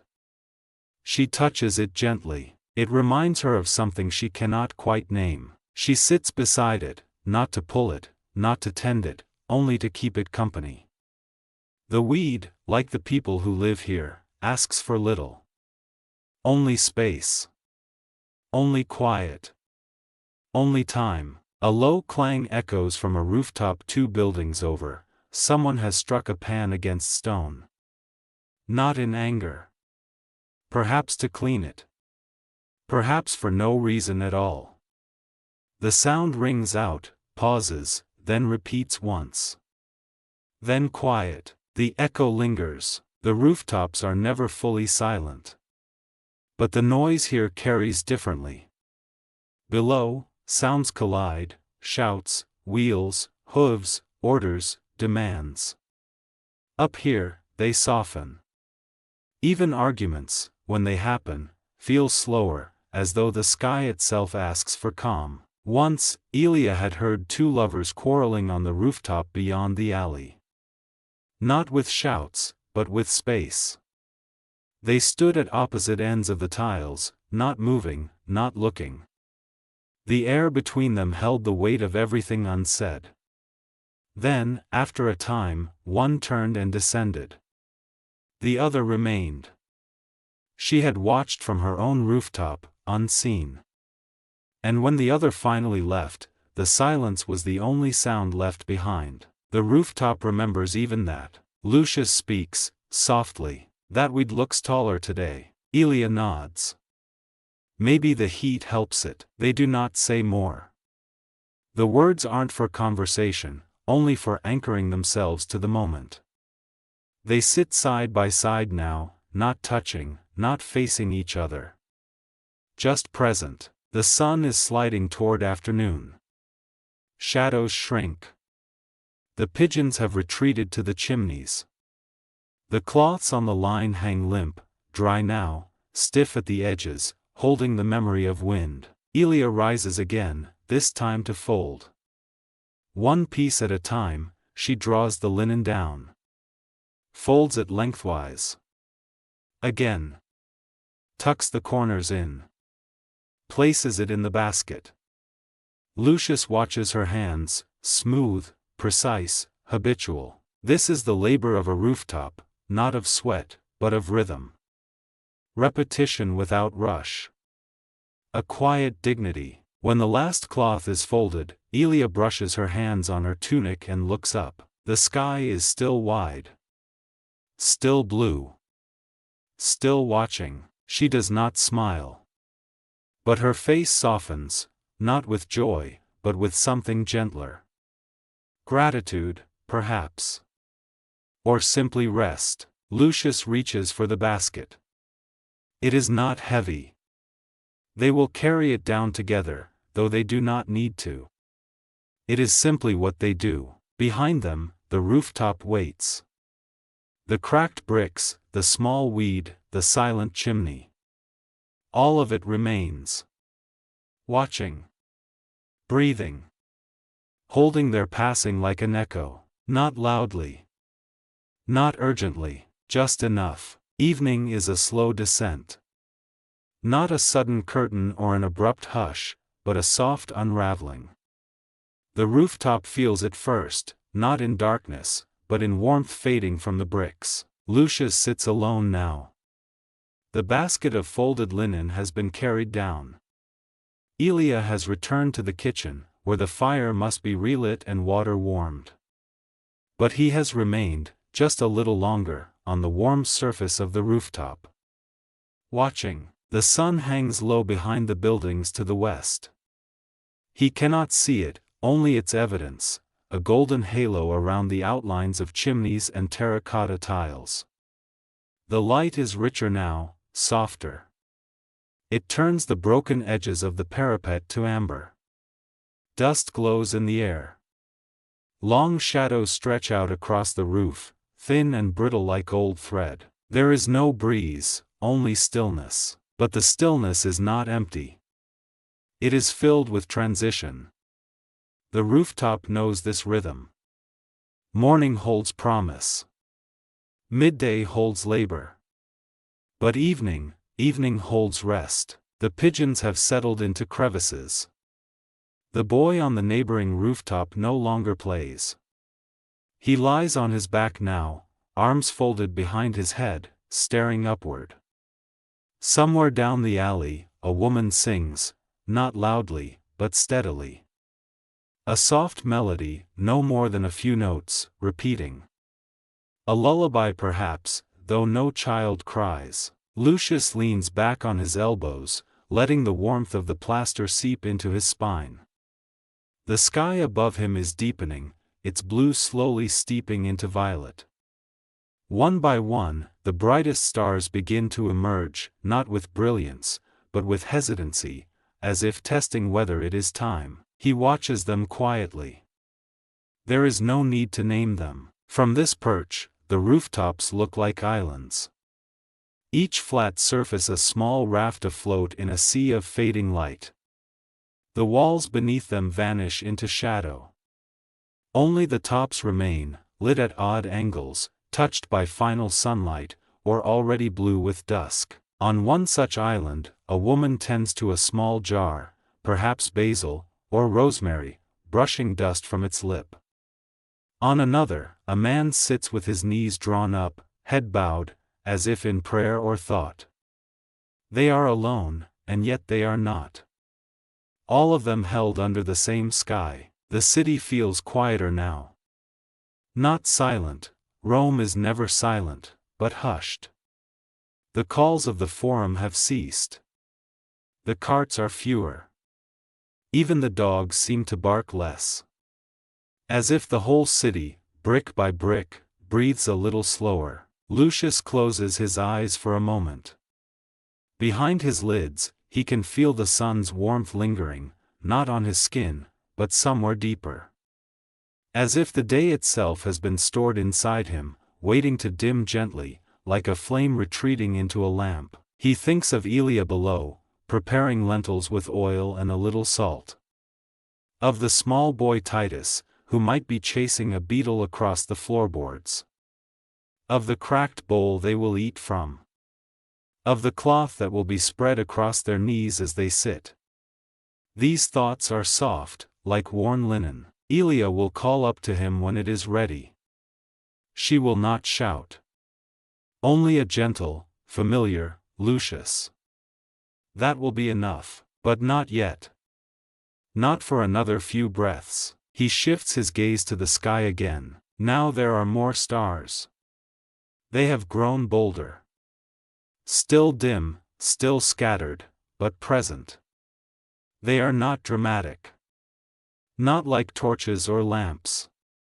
But they endure. A kind of light that asks for nothing. Lucius likes that. He remembers, faintly, a story told by an old man in the alley years ago, about how every soul becomes a star when it dies. Not a grand one. Not a named one. Just a small, steady point of light. He had not believed it then. But now, he finds comfort in the image.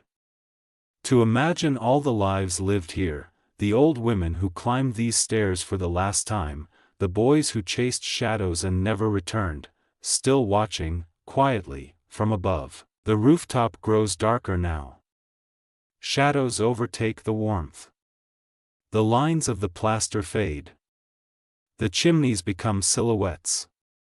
But Lucius remains seated. Below, he hears the clink of a bowl. A burst of laughter. The creak of the ladder. And then, soft as the hush before sleep, Elia's voice. Lucius, it is time. He rises slowly. Not reluctantly, but with care. The moment deserves it. He brushes dust from his tunic, lifts the empty water jar beside the wall, and walks toward the hatch. He does not look back. The rooftop does not ask for farewells, but before he descends, he pauses, just a breath. One last look upward. The sky is full now, not of color, but of quiet. Stars spread across it like old coins on a worn table. No pattern. No urgency. just presence. Lucius exhales. Tomorrow he will return. He always does. The rooftop will greet him with its same cracked chimney, its same stretch of plaster, its same low sounds of life lived gently. And above it, the sky will wait. Chapter 5, Nightfall and the Loom. Bottom of form. Top of form. Bottom of form. As the light faded beyond the rooftops, the insula breathed in the hush of night. Far below, the voices of children in the courtyard had long since dissolved into murmurs and then into nothing. Only the occasional bark of a dog or the creak of timber interrupted the quiet. The upper floor, where the air was cooler and the shadows longer, had drawn in its last warmth for the day. In a narrow room at the end of a hallway, a single oil lamp flickered to life. Livia bent low to coax the flame, shielding it with her hand as it caught on the wick. The scent of the olive oil rose faintly, blending with the faint tang of dust and linen that hung always in this part of the insula.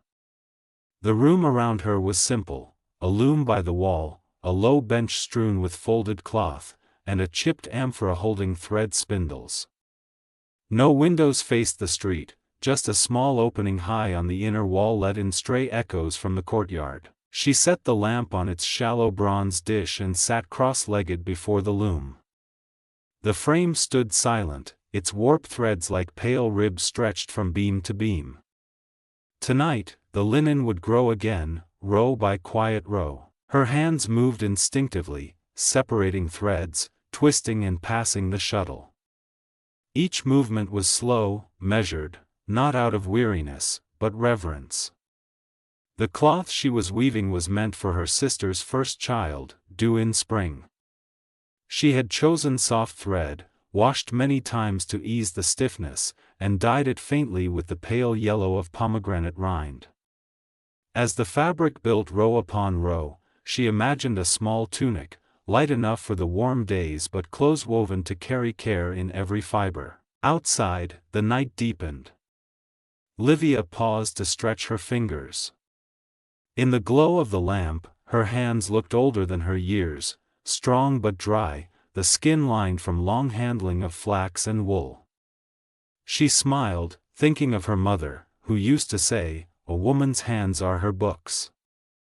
Anyone who reads them learns the life inside." The words rose unbidden, as they often did when she worked alone. Her mother had died 4 winters ago, before the fire that damaged the west end of the insula.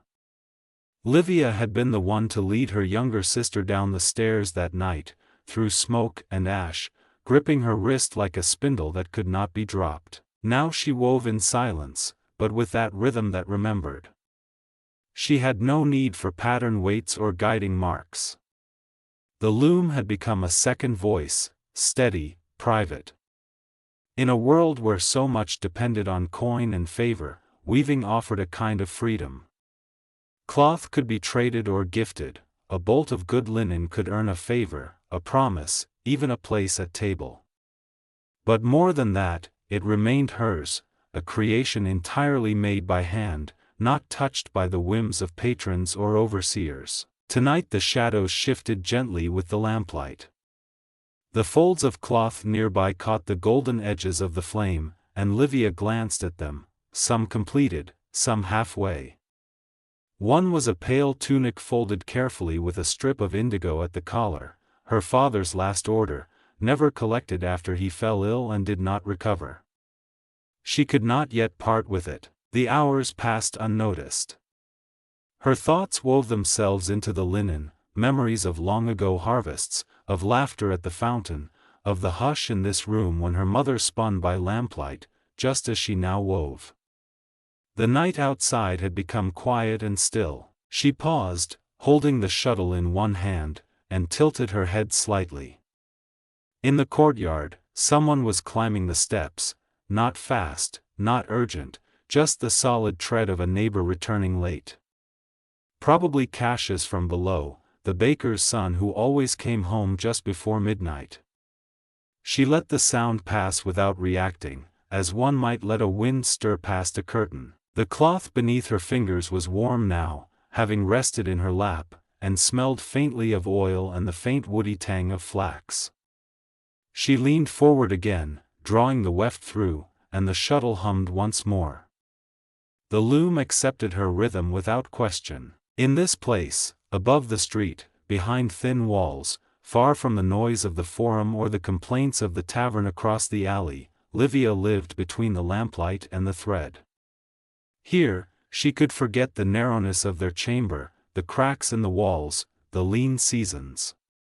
Each thread was a line in a story she told not with words, but with weight, grain, and care. She smiled again, not with her lips but with her shoulders relaxing. Another row completed. Another night shared between memory and making. The shuttle paused in her hand once more, not because she was tired, though her wrists had begun to ache in that quiet, familiar way, but because she had reached the hem. A natural pause. The end of a section.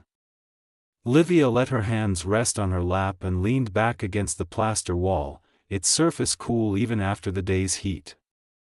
From behind the thin curtain that separated this small workroom from the sleeping area, the shape of her sister's body could just be made out, curled under a linen wrap, one hand resting on her rounded belly. The child moved sometimes. Not always. But when it did, even in her sleep, Flavia would smile without waking. Tonight, however, all was still. The only motion in the room came from the small flame of the oil lamp, nodding gently with each breath of air that leaked through the cracked shutter near the ceiling. Livia reached for the clay cup beside her, water, gone slightly stale, but still cool enough to soothe. Her throat was dry. She drank and then set it back, careful not to disturb the folded cloth beside it. This one was nearly finished, a swaddling band in pale thread, unadorned, but soft from careful work. She looked down at her hands again. One finger bore a faint cut where she'd scraped it earlier on the reed comb. Another nail had frayed from splitting flax. Nothing new. She remembered her mother's voice, instructing gently, always smooth the threads with the grain. Like brushing hair, the cloth listens. Cloth listens. Perhaps. It certainly remembered. She picked up the comb again and began to tamp the newest weft into place. The wood of the comb was old, worn from generations. Her grandmother's initials were still faintly visible on the handle, carved not for beauty, but so it wouldn't be lost or claimed by someone else in the shared laundry or market stalls. Livia had used it since she was 12. By now, its shape fit her hand as naturally as the cup or the kitchen knife. The sound it made, tapping the thread down, was soft but steady. Like a kind of whispering rhythm.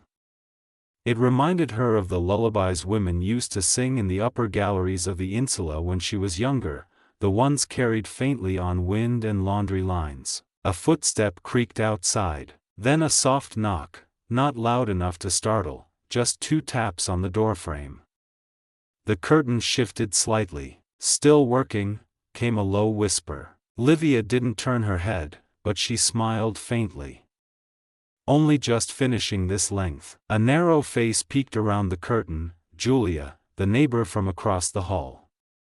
Her hair was already wrapped for bed, and she wore a worn tunic that had once been blue but now faded toward the color of ash. "I didn't want to wake the child," Julia murmured, nodding toward the sleeping figure behind the curtain. I had some thread. Left over from the dye pot. It's not much." She held out a small bundle. Livia set down her comb and rose silently, crossing the room with practiced grace. She took the bundle and felt its weight. Light, yes, maybe a few dozen lengths. Dyed faint violet, the kind of hue that came when one reused the elderberry dye too many times. But usable. "It's lovely," she said. "Thank you." Julia gave a quick nod. "Better you use it than let the rats eat it.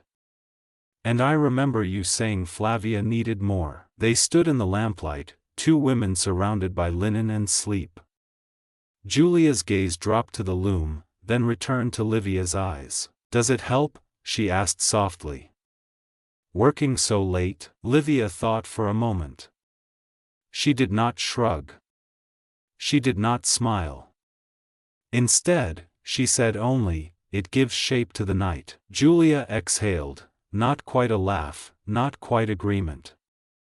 "Then I'll let you give it its shape." She turned and slipped away.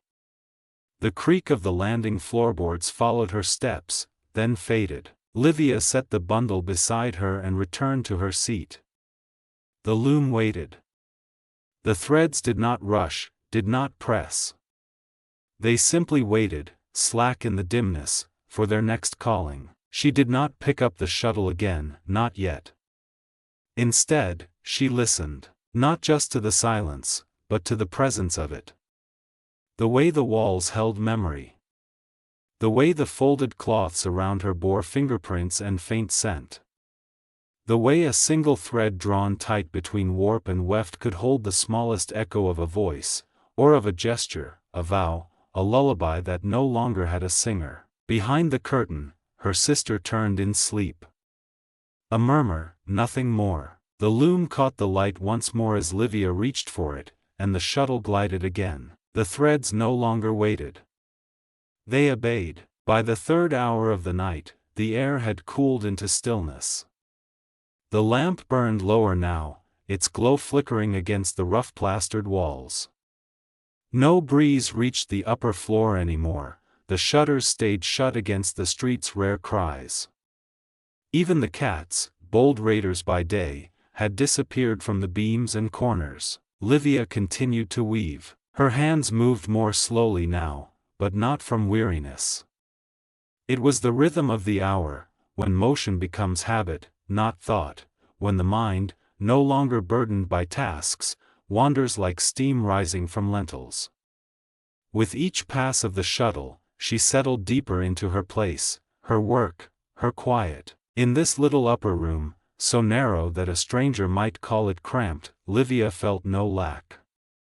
She knew each part of it as one knows a sibling's gate or a familiar street's bends, the creak in the floorboard just left of the loom, the spot on the back wall where damp always darkened the plaster, the particular sound the comb made when it struck tightly drawn warp threads. Here, everything was placed not just with intention, but with memory. She reached over and smoothed the cloth folded beside her. Some of it was new, a stack of flax-woven baby tunics, unfinished at the hems. Others were old, kept not for use but remembrance, a kerchief her mother had worn during fever, stained faintly with dried thyme, a patch of dark wool from her father's old cloak, burned along one edge in the great fire, even a strip of checked linen that had once bound a sprained wrist, now faded nearly to white. None of these things were needed. But they lived here, as she did, witnesses to days past. She often wondered if the room itself remembered them all. As a child, she used to whisper stories to the walls while spinning, tales of emperors and merchants, of sea voyages and hidden temples. She had believed the walls were listening, not with ears, but with their cool hush, their embrace. Now older, she no longer spoke to them aloud, but part of her still offered every moment like a thread into a larger loom. The room wove it all together, work, silence, grief, hope. The shuttle moved again. Tack, tack, swoosh, tack, tack, swoosh. The pattern was simple, a plain over-under weave, but with a faint shift in pressure, she let the tension alternate slightly every few rows. This gave the cloth a softness she liked, almost like breath pressed into fabric. Cloth that softened in the crook of the neck. Cloth that would warm the first night a newborn curled alone. She was still thinking of that, the child, not yet born, already folded into the life of the room, when a sharp, soft sound broke the stillness. A muffled thump, then a slight creak. Livia straightened slightly, eyes flicking to the curtain. Flavia stirred. One hand appeared above the linen wrap, fingers curling toward her stomach.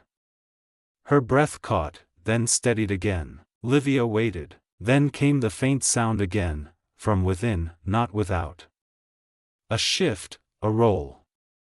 The child was moving. She set down the shuttle gently and rose. Her back protested, knees stiff from sitting. The lamplight seemed to lean with her as she stepped to the curtain and drew it aside. Her sister lay curled toward the wall, the linen pulled high, but her face turned to Livia now, still sleeping. A small line of sweat traced her temple. Beneath the thin fabric, her belly moved once, then stilled. Livia knelt. Her hand hovered, then rested lightly on the cloth. Warmth met her skin, not from fever, but from life. A heartbeat within a heartbeat. A rhythm not unlike the one she'd felt at the loom. She closed her eyes. Their mother had once told her, every cloth is a shelter. But it only becomes home when it touches skin. This child, who had not yet breathed Roman air, already lived wrapped in woven things, the blanket she'd made, the tunics, the swaddling cloth folded on the bench. A world of softness waited. And in that softness, memory. A grandmother's voice. A sister's hand. A loom's slow song. Livia opened her eyes. She stood again and returned to the bench. The lamp had guttered slightly, the oil was low, but there was still time.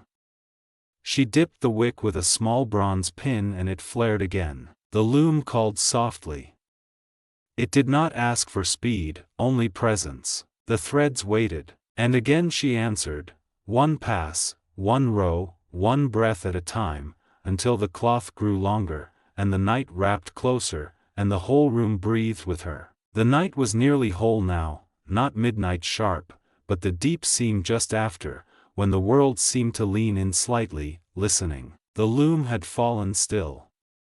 Not from neglect, but from intention. Livia sat quietly beside it, hands in her lap, her body curved like the crescent of a pot left cooling in ashes.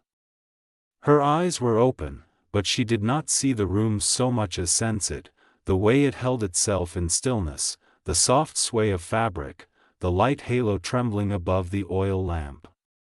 A moth circled briefly, then vanished again into the darker edges of the ceiling. She thought again of her mother. Not in grief, that sharpness had faded with the second year of her absence, but in the way one might think of warmth lingering in a cloak long worn, the shape of her voice, the smell of fennel and wool, the memory of her hands correcting a crooked warp. They used to sit together on nights like this, weaving side by side.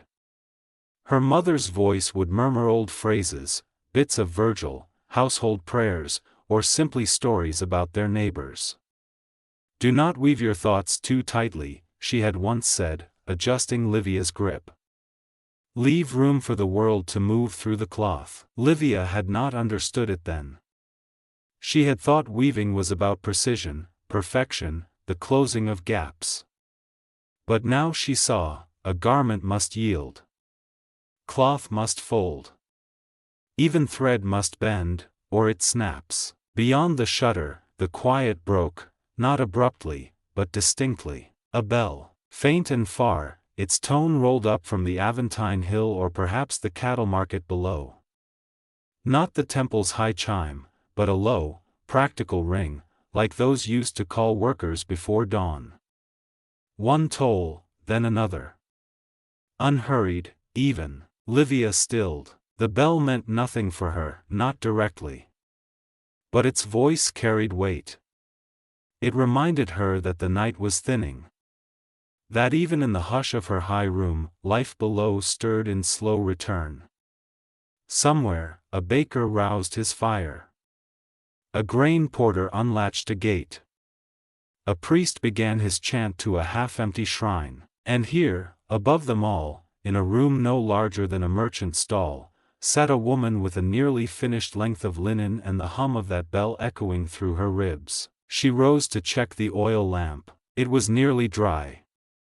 The pool of flame fluttered in its dish, thin and golden, casting long, shaking shadows across the folded cloths. She considered snuffing it, but she didn't. Instead, she stepped to the small shutter near the ceiling. It stuck slightly, as always. She pressed her fingers beneath its edge and tilted it outward just enough for the air to come in. It was cooler now, thin and sharp, like water drawn from a deep jar. The scent of ash from distant ovens hung in it faintly, mixed with the green trace of fig leaves. And from somewhere nearby, though not visible, came the faint cooing of doves. Livia leaned her cheek against the wooden frame. From here, she could not see the forum, or the river, or even the alley below. The opening was too small. But she could feel the city as a weight beneath her, pulsing faintly, like a heart under stone. She turned back to the room. Flavia still slept. The child within her seemed quiet now. The cloths on the bench had shifted slightly, one corner fallen to the floor. Livia bent to lift it. Her fingers brushed against the weave and paused. This one was nearly complete, and it had weight now. Not only in its thread count, or in the slight heaviness of dye, but in meaning. It had passed through her hands for nights, row after row, drawn in silence and warmth. She held it, ran it over her knuckles, then folded it again with care. Perhaps tomorrow she would begin the final hem. She sat again by the loom, but not to work. The lamp flickered, casting thin golden bars onto the floor. The moth returned, its wings opening like a small breath, then vanished again into dark. She closed her eyes, not to sleep, not yet. But simply to let the quiet in fully. To breathe with it, and through it. From somewhere, the bell rang again. Just once, she smiled. The city was waking. But here, in this little space, the loom and its keeper still belonged to the night. The first line of pale light crept along the floorboards. Not sunlight yet, not even dawn, but that strange, silvered hush before it, when shadows fade not from brightness but from soft forgetting. The lamp had finally guttered out, its last flicker sinking into oil-cold silence. Livia hadn't replaced it. She hadn't needed to. The room, now dim in a way not quite dark, held its own quiet seeing. She sat still, watching the cloth. The length on the loom hung finished. One last row had been drawn before she stopped, as if by instinct. No flourish. No pattern. Just a final weft, tight and plain, settling into place. It was enough. The shuttle lay to the side, resting like a bird with folded wings. Her hands remained on her lap. They no longer ached. Outside the shutter, the sounds of the city stirred faintly, a far-off voice, the first groan of a cartwheel, a splash from a jug being emptied somewhere below.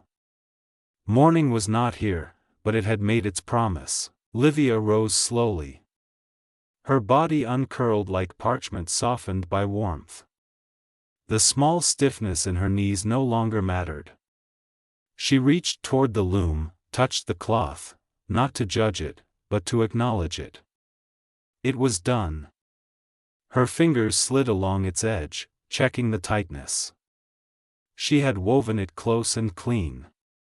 The pattern was simple, but the feel, soft, almost silken, held something deeper than skill. This cloth, she knew, would hold. She unfastened it carefully from the beam, rolling it inward.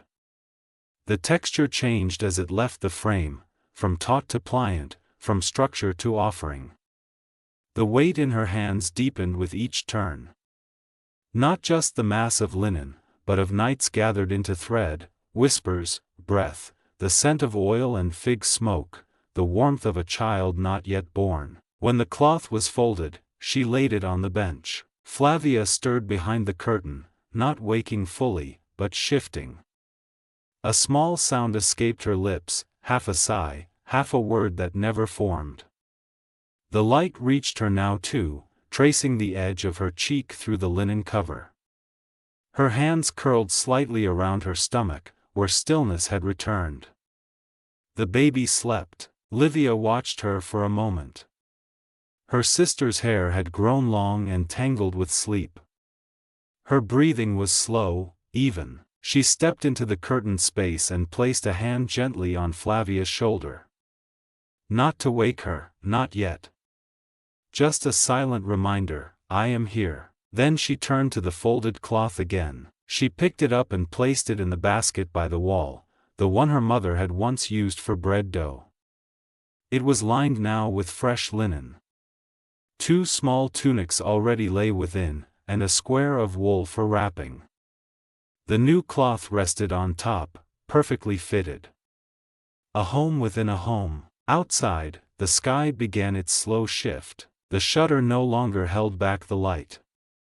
It softened everything, the lines of the plaster, the grain in the wood, even the wear on the loom's corners. Livia returned to the stool and sat, hands open on her knees. She did not reach for thread.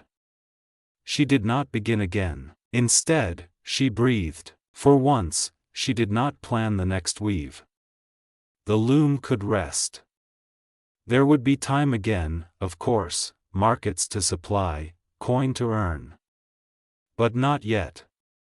This cloth had been made not for sale, but for belonging. And in its quiet folds, it carried what words could not. Behind her, the city continued waking, bells, feet, doors. But here, in this high room of shadows and thread, the day had not yet begun. It only waited. Livia closed her eyes. The weight of the cloth remained in her hands, even though she no longer held it. And that was enough. For now, bottom of form, top of form, bottom of form.